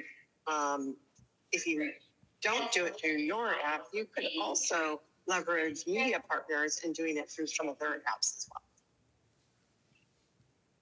In terms of that recruitment strategy, we want to look at your business opportunities, right? So where are people coming from? Why are they coming into your downtown? Why are they leaving, right?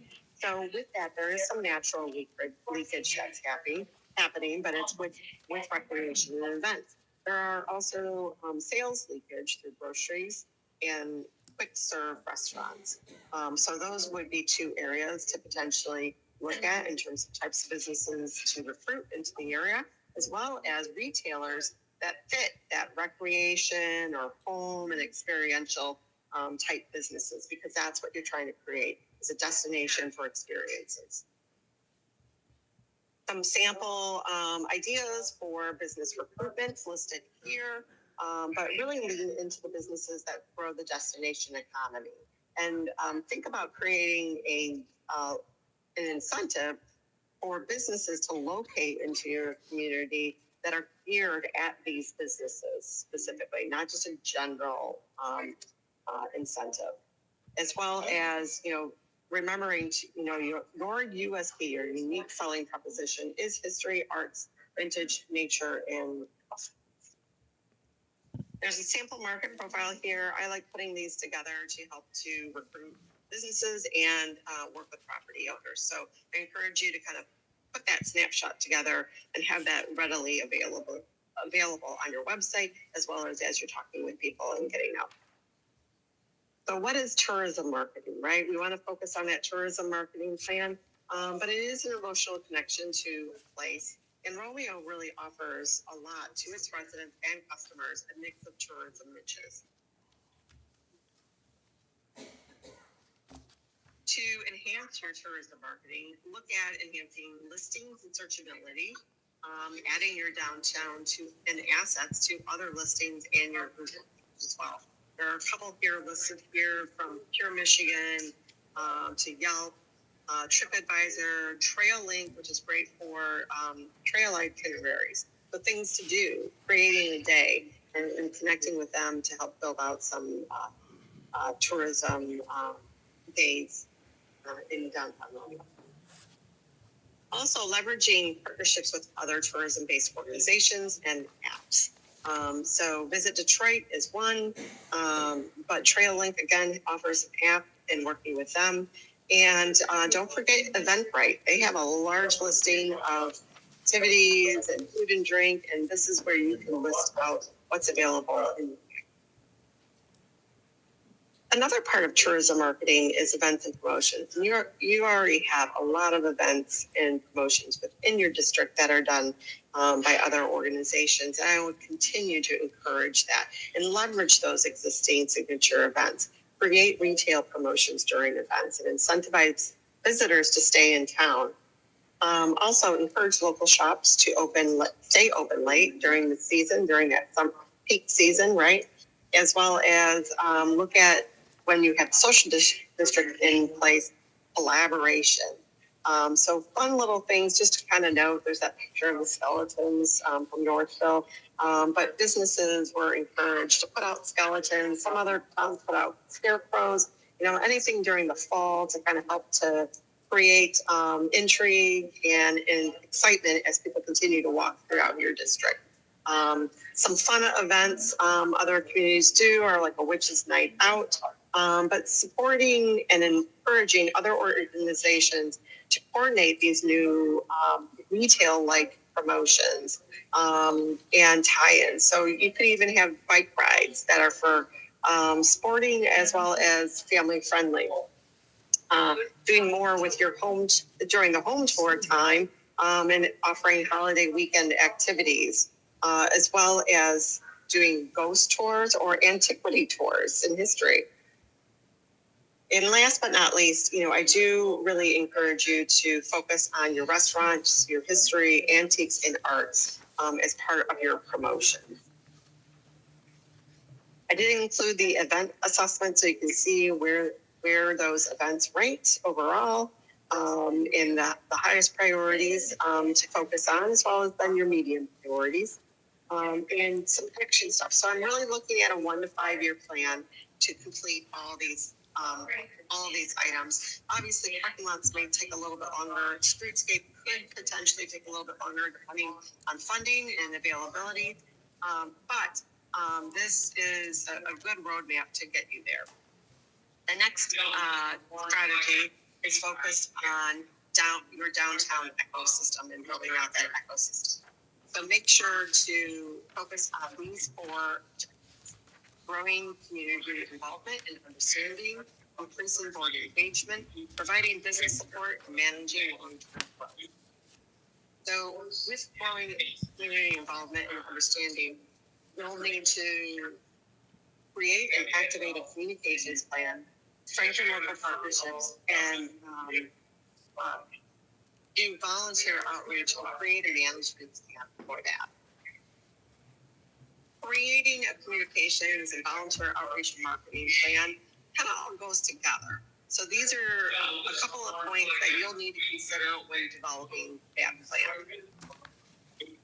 as well as when looking at that volunteer management, make sure that you're being strategic. It's not just an open call for any volunteer to come in. You want to seek out and invite volunteers that have specific skills and tasks, interests that you need to accomplish. And making sure that you arm them with the roles and responsibilities, as well as the strategic plan, so they know where you're going. Creating a reward system is so needed for volunteer systems to grow and flourish.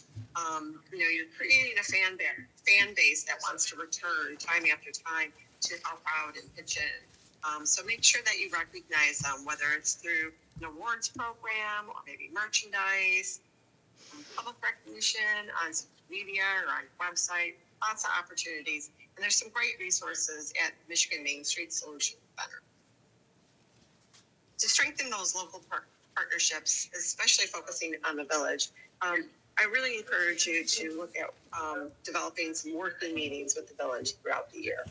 Probably like maybe twice a year would be a good start.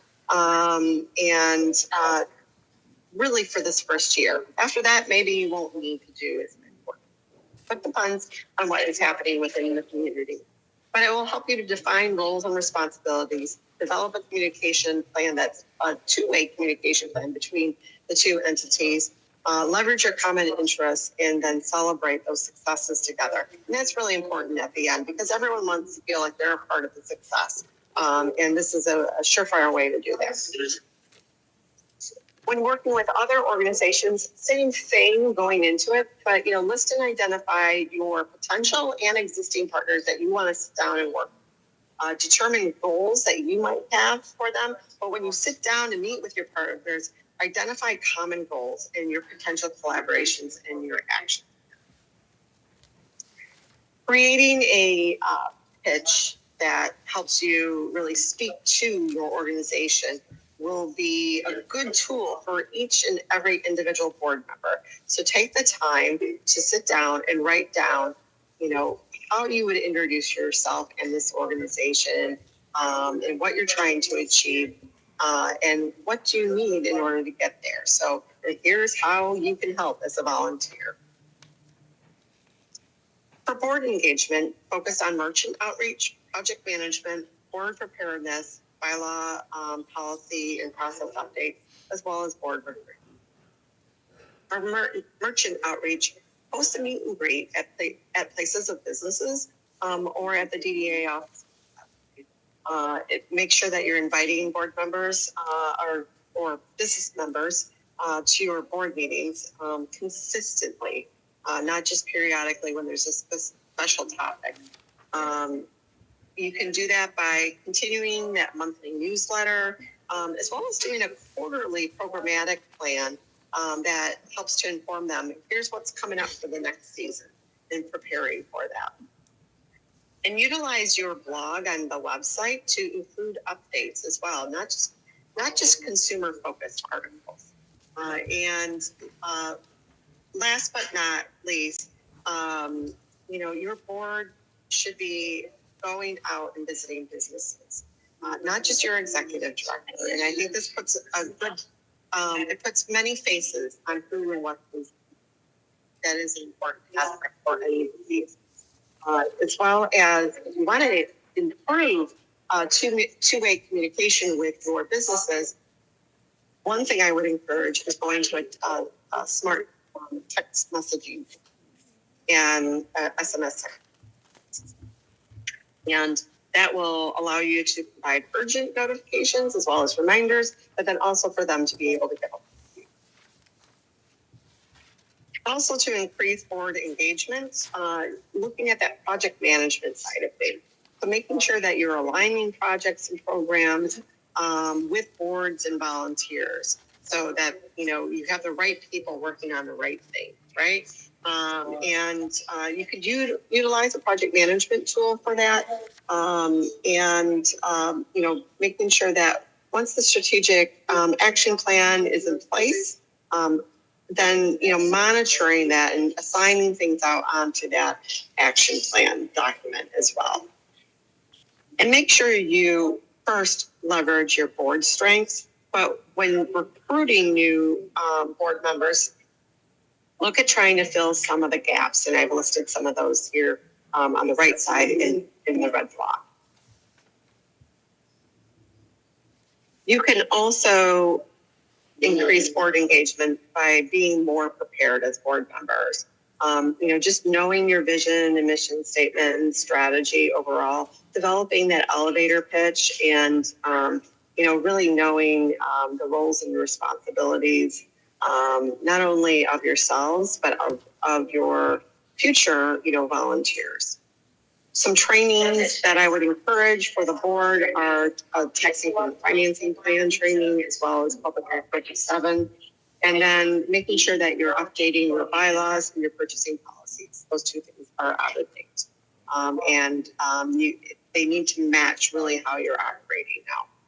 And just individually, as a board member, making sure you're reading through your packets, that you're responding timely to requests from fellow board members and staff, and monitoring your DBA email on a daily basis, because that will help you keep up on really what's happening.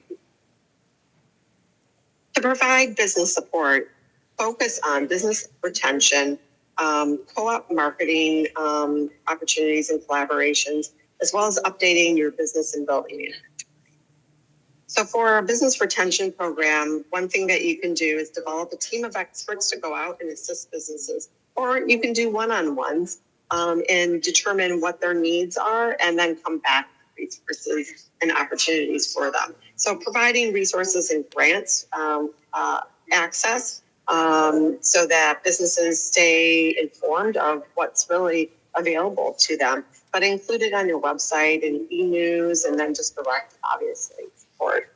But this will help you to get in front of the issues, and especially about educating and assisting with the permit process and codes. Your facade improvement grant is a great tool and needs to be, more widely used. So make sure that you're communicating about that often. And again, think about adding a retail location incentive specifically for those types of businesses that you want. As for business co-op marketing, collaborations, and promotions, it does help to stretch funds. So do consider and look into opportunities there, but also encourage businesses to collaborate with each other. And these can help strengthen niches or complementary businesses. And I think what works well is when you're doing co-op marketing during seasonal gaps that help to fill kind of those retail promotions and maybe will help to bring registers. And then business and building inventory will help to build a better understanding of your business mix and your needs, identifying those gaps and problems, as well as it is the backbone for your communications and management. There is a great building inventory and customer management tool called District 360 that I would recommend you take a look at. I'm not a rep for it, but I love the program and would encourage you to look at this one and or others that might be out there. But it is Salesforce backed. As for managing your long-term growth, there are three things that you'll need to do: is leverage funding and resources, focus on property development and your capital improvement. So leveraging funding and resources, pursue a CLG designation. So to access the national parks resources, grants, and support system, as well as what SHPO has available through the state of Michigan. You should also explore the Main Street designation with the Michigan Main Street program. They do offer a lot of resources once you are a part of the Main Street program, but there is work that goes into it as well. By the way, a CLG is a certified local government. And then developing a funding to meet that revenue goal, on that metrics of success, you had like a $500,000 goal that you wanted to get to. Well, you're going to need to kind of figure out how you're going to get there. So you got to back into it and look at, yes, you're going to grow tax increment financing, but what other ways can you help to grow that overall budget? With property development, specifically creating design guidelines for your facade program and new development. You already have it, obviously zoning, but go a little bit more in detail. And your facade program can then be benchmarked against your design guidelines. Are these properties or businesses really meeting the design intent that you have for your downtown? I would also encourage creating a really simple zoning guide. And it could be like a 1 or 2 pager of really the highlights of what's important when coming into the downtown in terms of some of the zoning requirements. And then looking at a development plan for Wall Street and your outer edges, areas where you can grow or rehabilitate. To manage your long-term growth plan for capital improvement projects, you should do a capital improvement plan. Lots of plans here, I guess. But get specific about the projects that are needed, create a timeline in estimated budgets, and that will help you to determine really what's physically possible and when, based upon your financial nature. And then rank the priorities in making sure that you're collaborating with the village on this capital improvement plan. Again, it's a 1 to 5 year plan here for your strategy. There's a lot of things you have to do and accomplish. So don't try to do it all at once. Keep in mind that, with the Main Street program, there are 8 guiding principles, and, those top ones are like my key ones. Being comprehensive, making sure that you remember it is incremental. It takes steps, baby steps to get to where you're going. But it is about helping yourself, not looking for handouts, and building partnerships. So just to summarize, your strategy and your objectives, your frequent destination is to enhance visitor experience and accessibility, leverage attractions and market reach. And with your downtown ecosystem, grow community involvement and understanding, increase board engagement, provide business support, and manage long-term. After you've reviewed this, if there's any modifications or changes that are needed to this plan, I will put it into an action plan document, kind of looking similar to this. Then this will be what you'll be able to monitor your projects. So that's really the next step. As I mentioned, I'll be meeting with the executive committee here in the next, I think, 2 weeks. So if there are any changes, please let me know through them. And if you have any specific questions or comments, feel free to email me as well. But keep focused on those 2 key strategies. Thanks, and have a great day. Perfect. So a lot of information, just to give everyone a little bit of a. That was a short version. Yeah, that was the short one. The background. So POW Strategies was contracted by the DDA to guide us through developing a 5-year strategy and action plan. Out of that, we've met with POW Strategies. We have done surveys, we provided feedback, and out of all that information has created this strategic plan for us to follow. So this is based on the feedback from this board, merchants, building owners, residents, everyone who received the information and responded to it. So now what we're looking for is a motion to approve adopting this as our DDA strategy. I hope the board took the time when you got your packets to, dive in deeper. It wasn't the first time you saw or heard all this. So we're looking for a motion to approve this strategy and, adopt it going forward. I'll make a motion to approve this strategy as presented. I'll second. So per our bylaws, if someone would like to speak on this item, you're welcome to do so now. Okay, so we will go to a vote. Lee? Yes. Oswald? Yes. Hutnick? Yes. Poznanski, Yes. Bowers, Yes. Rose, Yes. St. Laurent. Yes. All right, moving on. I think we're going to move quick from here on out. The next item is the District 360, which we actually just heard Christina talk about this. So the background information on this one is the DDA Executive Office is in need of a CRM to collect, organize, update, and keep records of critical information, including business, vendor, building owner, stakeholder, contact information, as well as documented history of all of our communications. This communication includes email, phone, text, marketing campaigns, contracts, daily, monthly touch points. Having a central contract management system is crucial to developing relationships and providing a single reliable source of information to the DDA board and organization. So Kay, has done her research, right? And this is the company that you are recommending that we go with. Right. So it is Salesforce-based program, which is the largest CRM company in the world. But this District 360 is specifically tailored for managing downtowns. So not only is it a contact management, so you know, business owners,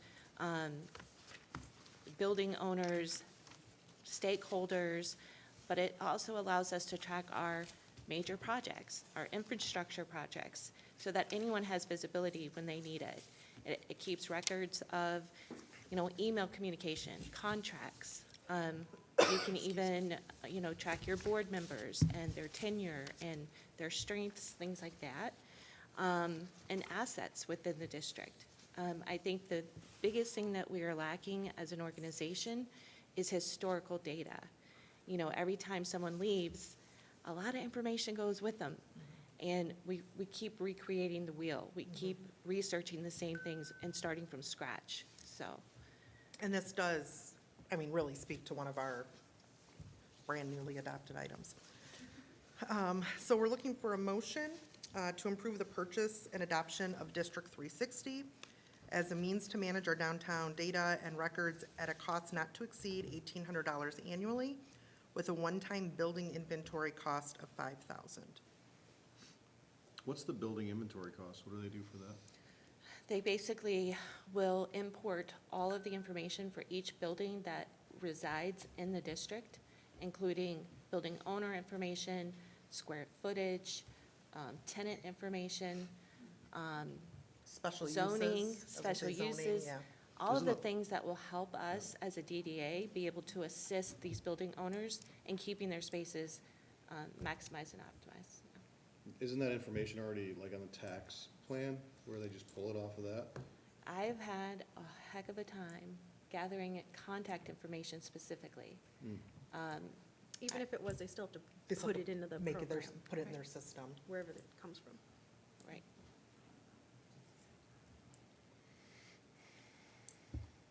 All right, so is there a motion to adopt 360? I'll make a motion to approve. Okay, is there a second? I'll second. Kathy? All right, and then for our bylaws, would anyone like to speak on this topic? It means the public too. Yeah, that's what I meant, I'm sorry. All right, since we're spending money, we will do a roll call.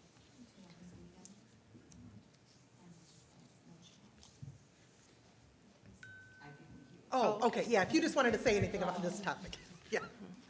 Okay, Lee, Yes. Oswald, Yes. Hutnick, Yes. Poznanski, Yes. Bowers, Yes. Rose, Yes. St. Laurent. Yes. All right, next item. We had talked at our last meeting, and we had asked President Poznanski to discuss with the village council for this board to have some time, essentially, on their agenda to be able to report back the things that we're doing and all the different things that we're approving and doing at each meeting. So that was discussed at the village council meeting. They do have a special section for any board, right? Correct me if I'm wrong, to speak Well, on. Presentations would be Presentations. for anybody wishing to give a presentation. And we have up to 10 minutes, I Correct. believe? Okay, so That would be our time to be able to present a 10-minute report of what the DDA has worked on, essentially, or what we have going on. So, again, the background and a desire to open more dialogue and awareness between the DDA and the Village Council, the idea of adding a standing board member report. We had discussed, too, that board member report would be a rotating report. I said I would do the first one, but then essentially it would go through this board and everyone would be able to speak to the Village Council. And Kay would obviously work with us to create our talking points and what we are going to be reporting in. So what we're looking for is a recommendation to approve adding a board member report as a standing agenda item. I'll make that motion. I'll second. Kath, sorry. It all sounds the same from know. over here. All right. All in favor? Oh, did you want comments? Oh, I'm sorry. Any comments? Okay. All in favor? Aye. Any opposed? All right, motion So I will passes. intend to just hold a place for you. Yes. And it will always be there. Let it be known unless you say so. So I'm not waiting for an email request Yeah. every month. I can't imagine why we wouldn't be I there, don't but if know, something somebody's- happens, yeah, yep, yeah. Whatever. we will let you know. Next item, social district. Hey, I'm going to let you put a lot of time into this, so I'll let Well- you handle this one. And this is just a summary of some, investigative work of how to stand up a social district. We recognize that social districts are a tool to improve opportunities, attract people and new businesses to our downtown. A social district promotes unity within the business district and safeguards against potential economic decline, especially during a shutdown or other restrictive event. So in digging into this, the first step is to define the boundaries. And so I've been working with President Posnanski and the Chief of Police to kind of identify what that boundary would look like. And the second part is establishing what the businesses, who the business participants would be. So far, from the businesses that I've talked to, we have 100% support, and we already have 4 committed. So you need 2 to move forward, and we have 4 that are on board. So the process from here is to develop a complete social district proposal, a social district management plan, and a social district implementation plan. And all of that will be ready for the May meeting for the DDA to review and approve. And if it does, then we will go to the Village Council. Okay, so if we had it at our May meeting and we're able to get it approved, then we'd be able to present, so we'd have to let you know to have it on your agenda. Yeah, we could have it on in May. May There'd agenda. be enough time.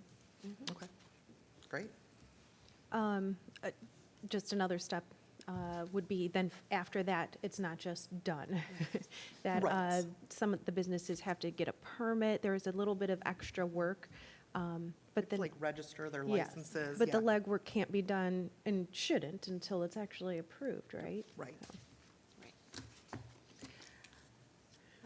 The multimodal streetscape conceptual planning, Giffords Webster team is actively working on the public engagement segment of our contract, and that will conclude in May as well. So once we have that done, they can move into the implementation and cost and conceptual designs. As they refresh us on multimodal streetscape conceptual planning. A lot of words. So these are the plans that will help improve the walkability along Main Street. So that's sidewalk enhancements, it's potentially ways to slow traffic down through downtown, connecting the Orchard Trail. All of those things are being looked into, so. So this is linking not only with our ladies over here, correct? But also with our strategic plan. So we're all working together. Perfect. The art plan, the Girl Scouts have joined with the DDA in a partnership for an art mural project. Everything has been completed, the designs, the budget, the location, the management plan, and it has been submitted to T-Mobile for grant approval. We do have a backup grant option as well, so we're just waiting for that approval. And that, just to give everyone a little bit of heads up, we actually received a grant to get a grant writer. So the young lady that's working on our grants is doing so at no cost to us, and she's doing a good job. Yeah. So this is a really great freebie for us. Can we speak more on where it would be, what this looks like? Do we want to at this time? I don't have the designs with me. They haven't sent those to me, but we're looking at the Parker Alley. They're looking at doing 3 aluminum installations to hang in the alleyway. We've partnered with Starkweather, so they're being our creative arm. The Girl Scouts are working on it, and being that it's Girl Scouts, it's kind of a woman-forward idea. It has a really neat women of the past, women of the future kind of look to it, so it's a really neat inspiration for the girls. And then Starkweather has been extremely generous in directing us, what's going to be long-lasting, what's going to work, what's going to, create a professional project and installation. But the art is done by the girls with the artists. So it's a collaboration. Oh, okay. So, yep. Make sure when they send over their plan, they have an idea for maintenance too. Oh, sure.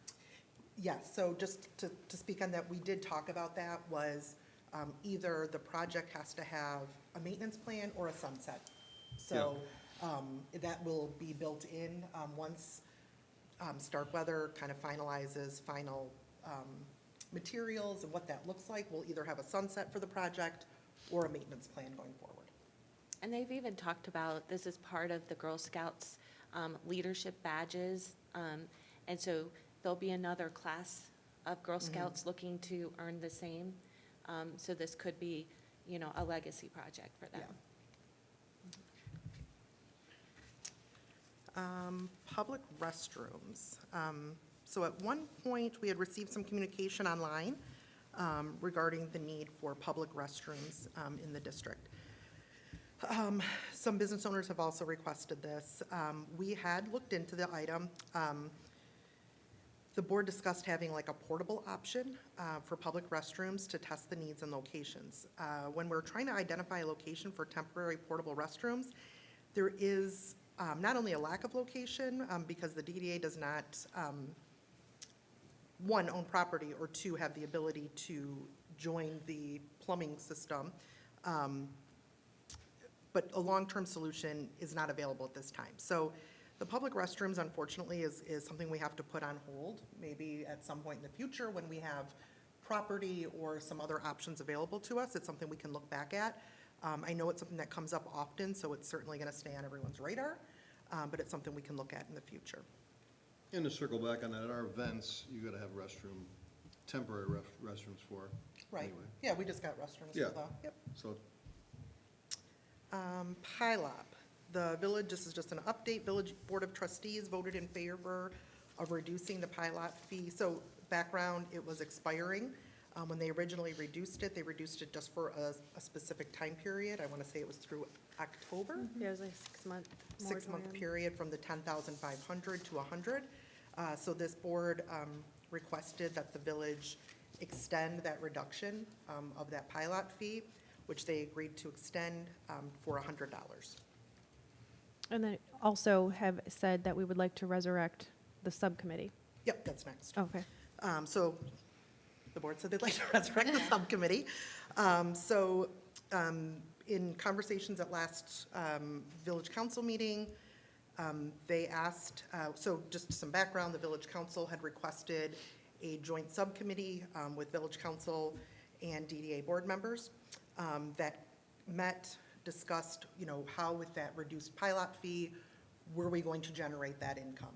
Out of that subcommittee is where the paid parking came from, because to reduce that 10,500 fee, we had to find some money from somewhere, was essentially what the conversation was. So they had asked us to revisit it. At this point, our board has dedicated considerable time, money, and resources to the parking committee.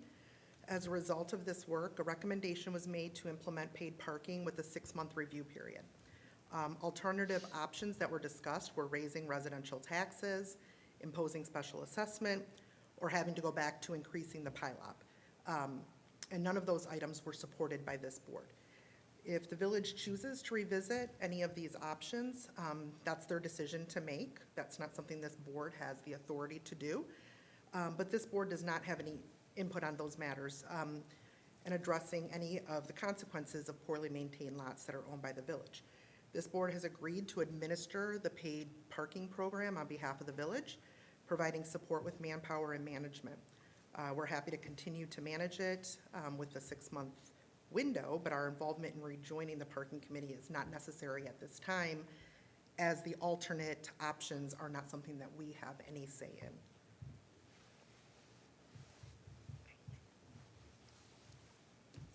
All right. Spring decor? Spring decor is still on schedule to be installed no later than May 23rd. Perfect. Which entails, What's that? what does it entail? The spring decor? Correct. Oh, planting of flowers in the hanging baskets on Main Street, along with the alleyways, the big buckets, and in front of the DDA office. And then. Or 3 pots? Yes. Okay. And then the watering and maintenance of that. Okay, Executive Director report. We're going to go through this quickly. So I continue to focus and have one-on-one meetings with our businesses downtown. I've made it a priority to touch them at least once a week, whether it's some visits in person. It's also, I created a newsletter that will go out once a month just to highlight some of the things that are important and going on in downtown. I sent out a blast email for the Velocity Roadshow that we held this morning. I visited the potential licensees for the social district, and then we did create a visionary leadership circle, and that is a collaboration of some of the downtown businesses, so that we can make sure that we are filling the gaps between our big events with some other smaller micro events throughout the year, making sure that we're continuing to drive traffic to downtown. As well as marketing collaboration, helping each other with our social and with our marketing strategies and, sharing ideas, just really trying to grow together. So we had our first meeting this week. Some of the events that I had this month, I attended a SEMCOG Main Street Revitalization and Placemaking Series training. The Velocity Roadshow, went and visited their sites. And then, of course, just the board meetings and the trustee meeting. Some of the training that I'm focused on right now is redevelopment-ready community training. That's a long-term training or, certification, but getting started with that, as well as the Main Street Revitalization and Placemaking, and the MDA Main Street Ready program. So all of those are really long-term goals, but getting started with that. Our projects, we covered the Park Mobile earlier. Wayfinding, Crimson presented their final conceptual designs, and a decision was made. And so now we're moving forward with timeline and budgets. So that'll be presented in the next week. And once we have that in hand, we can finalize our grant applications. Streetscape project, they're working through their conceptual plans, and we're expecting that completed in 12 to 16 weeks. We do have a walkabout scheduled April 17th with that group. The DDA strategic plan was presented. Okay, so we completed the Northern Macomb Regional Chamber of Commerce directory ad for this year, and I was really excited that we can start using our story that we now have, and I love. So that's a copy. We've also, I'm working with Plant Moran for our 25-26 budget, so I've met with them a couple of times. We have a DDA board workshop scheduled for April 17th, and that will be ready to present in May. We did a complete website audit, made several updates to pages and information, but we also added a special projects tab to the website so that we can give that visibility to our residents and businesses on these major projects and have them walk through the project with us as we go. So that was completed, and that's all I had. Thank you. All right, so that brings us to board member comments. So, start here, start.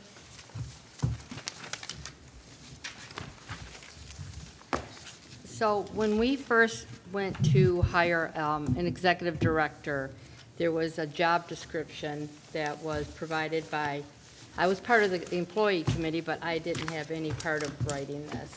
But if you go down to number 4, it says, one of the job descriptions for our DDA director would be administer all aspects of DDA operations, including but not limited to the preparation of agendas, reports, information pertaining to DDA board action in advance of monthly meetings, maintain DDA board meeting minutes, files, and records, providing notice of public meetings and hearings with appropriate support and documentation as required by the law, annual budget development and implementation, responsibility of all purchasing, accounting of all notices required by law, and all correspondence on behalf of the DDA.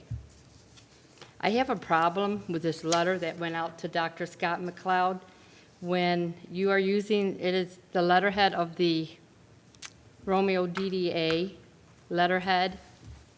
All of our names are on it. I had asked for a vote before this went, and I was denied that vote. I did not approve of this letter, and it was acted upon without authority. So, I'm just not happy with it. There's 7 of us, and it should have went to a vote. Okay, so that came from a suggestion from the attorney, and we handled it the way that they described for us to handle it. And this letter should have been by Kay. She is our executive director. And as the chair, I also am able to communicate, and again, we followed direction from the attorney. Well, in the future, I would like to vote on this, especially if my name is on it. This is representing all of us. And again, we follow the direction of the attorneys. And how much was that for the attorney? There was no charge. Okay. Kathy? I really don't have anything. I kind of stated what I'm in agreement, though I was not happy with the fact, and you know that my name was on that, and it wasn't something that I was Well, particularly. and again, it wasn't signed. I mean, that's our letterhead. And I understand Yes. that. So just but- to be clear, it wasn't signed. It was, Yes. that's the letterhead that we have. That was the direction that the attorney told us to take. But when you are using the letterhead of the Romeo DDA, that is as good as a signature. No, it's not. It is. Yes, it is. Okay. It is. Well, again, you can take that up with the attorney. I want to take a minute to thank the board, the members, Kay, everyone. Thank the public for coming out, all the work that you're doing. I know that we have differing opinions, different perspectives, but I appreciate that we can respect each other, and everybody came out tonight, had very good things to say, valid things. And I appreciate that you take the time to come let us know. We don't know if you don't tell us.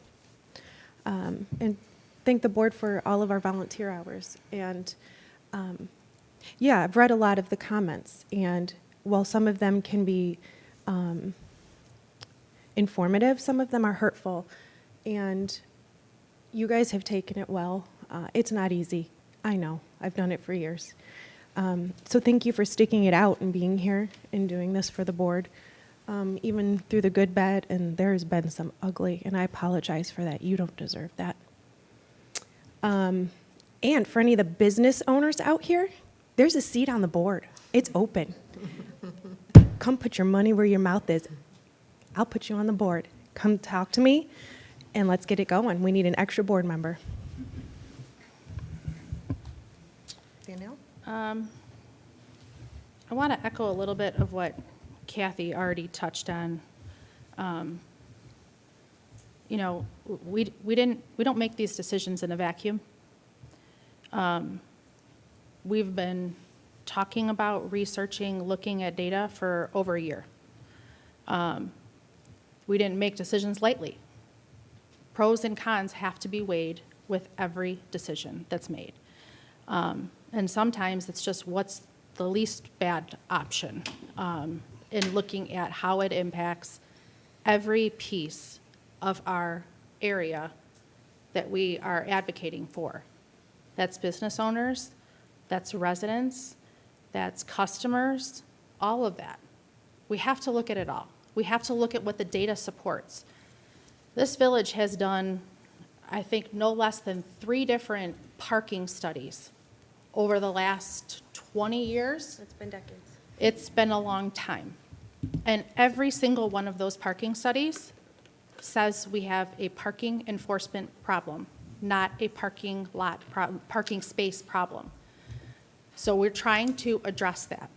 We're also trying to address some of the other things that Kathy already pointed to, which several businesses that I went into this past week, have said they're already seeing the benefit when their front is open and the other business owners or employees that normally park there aren't parked there anymore.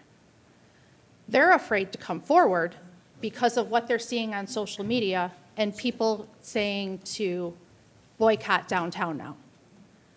So I would ask, please, let us look at the data. Let us see this through the 6 months. Let us see where we end up. And we might have to make an adjustment. We've already made adjustments. Unfortunately, on social media, when things are incorrect and they're continuing to be disseminated, that's where everybody gets upset because they don't understand or know, because that information continues to be sent out all over social media. And that's why people are upset. So I'm begging you, please let us continue to do the work. We're hearing what you're saying. We're already making adjustments for that. But we can't just pull the plug on it without even looking if that data supports it. We have 0 data that I've seen from anywhere that says parking meters or paid parking kills downtowns. None. I said that at the village meeting, and I'll say it again here. If anybody has any, I'd love to look at it. We are, Scott, it's not your time to talk. It's mine. We have had professionals do research over and over and over again. This is what they're telling us. That's why we did what we did. It wasn't done in a vacuum. It wasn't done because I just wanted to have paid parking downtown. It was done with pros and cons and what we thought was best with what we had. So again, I would encourage everyone to maybe lay off the misinformation on Facebook. And quite frankly, I was appalled that we were accused of giving false information or misinformation or leaving information out to the village board and to this board when you were making your decision, because that is absolutely false. Absolutely false. Thank you. So I've created some comments here, and I want to just take a minute to read them, kind of echoing, I think, what several of the board members are saying up here. The last few weeks, social media has been abuzz with comments, opinions, truths, and misinformation regarding our community. I stand by my commitment to provide honest information, whether it's popular or not. I encourage all residents and business owners to do their homework and research on what is at stake for the downtown community and residents, rather than follow posts on social media without vetting for yourself the accuracy of what you're reading, regardless of who's posting it. Vet what I'm saying, vet what everybody's saying. These decisions are really important, and we need to know for ourselves, is what I'm reading and what I'm sharing even true? Do I really know what the other options are? This leads me to the public request for a debate by Scott McLeod on paid parking. It's true that I have turned down this request, And there's a couple reasons why, and I would like to tell them to you now. This debate would be one of opinion and emotion. There's no vetting of information or accuracy, and I think both Scott and I have made our opinions known. A debate from Scott, a non-resident, and one DDA board member does not change the results or the facts of what's happening in our community. And the debate request only serves to create a spectacle of a very serious subject for our residents and business owners and fuel egos of those involved. And I think we can all agree we don't need more egos in this conversation. I strongly encourage all residents and business and building owners to obtain factual information and form your opinions on that. The decisions are made by our elected officials, the Board of Trustees, at the trustee table. They were elected to make decisions such as paid parking, pilot fees, and raising taxes. We don't have to agree or like the decisions, but it is in our best interest to be educated on how and what led to those choices and what the alternatives are. Because I promise you, there's always an alternative. We take paid parking off the table. The money's got to come from somewhere. Trustee Care said that at the last village council meeting. Where's it going to come from? And if we're all okay with that other option, then that's okay. But let's not bury our heads in the sand that the money has to come from somewhere. I personally am really excited about the decisions the board has made today. There are really great things ahead for downtown Romeo. We've got things such as our strategic plan, new signage, and I would encourage anyone who would like more information on these initiatives or to join as a volunteer to reach out to info@romeodda.org or to me at a.stlaurent@romeodda.org.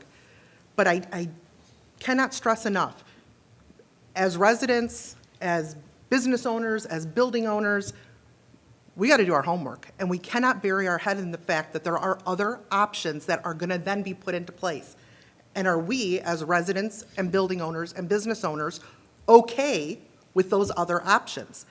And that's very important. We can't just say people put paid parking in because they're greedy and it's a money grab. This board doesn't receive a penny from paid parking. It is going to the village to help with their shortage of funds to maintain parking lots. So again, honesty is important, truth is important, and the whole story is important. Thank you. So lucky for me, I don't ever go on social media, so. I've lived in Romeo my whole life, so I can appreciate all you guys coming out. It kind of shows that our village has backbone when they believe in something, so I can really appreciate that. Like our board has said, the decisions that we make, we've talked through. In 6 months, we'll talk again. I mean, that's the nice thing about politics, which, to be honest, I didn't sign up for politics. I signed up to vote on, spring decor and items like that. It's from the DDA. Somehow we've been thrust into politics, but, I think the board has done a good job defending themselves, and hopefully we don't have to do more of that in the future. And we can talk about things that are glorious about this great village. That's where I'm at. John, congratulations. Your place looks awesome. Peaches outside, patio looks great. Village is hopping. Every time I'm downtown, every restaurant is filled. So I think things are moving good, but I appreciate everybody coming out.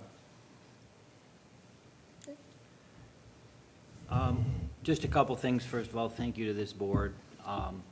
We all have our opinions. Some mix, some don't mix, some agree.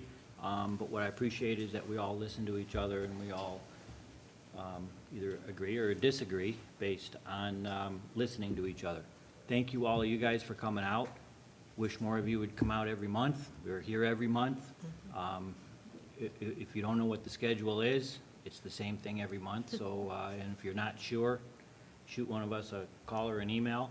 But appreciate hearing from all of you guys. Don't always hear from you. I will just emphasize for the board and for the residents and the public and everyone else, the best bet is make sure you've got accurate information and not just spitting information because you want to hear yourself. If you're not sure of information, that's why we're here. There's other sources, there's emails, there's phone numbers. So all of us need to work together just to make sure we have good, accurate information, and if we don't know what it is, let's talk to each other instead of making things up. And finally, just because I was very concerned. I heard in public comment today regarding fines and fees. I think the gentleman's name is Joe, and I apologize, I don't know you. Be more than happy to take care of that for you, because I don't know where they would have come from. It wasn't in Romeo. Oh, I misunderstood. I thought you were already getting fines or fees from which we haven't even enforced anything, so that wouldn't have been possible. Oh, well, sure, we all are. So, I mean, I guess if we don't obey what we need to do, then we're gonna get them, right? The thing is, people don't understand that, you know, they're. Okay, okay. It's I not just public appreciate- comment, I though. just appreciate it. I just wanted to make sure that that was clear, because if that was coming from whether it's the village, whether it's DDA, whether it's anything to do with what we're working on, I wanted to know about it. So I understand now. So thank you again. Patience, I know, is very difficult. Things don't happen overnight, good or bad.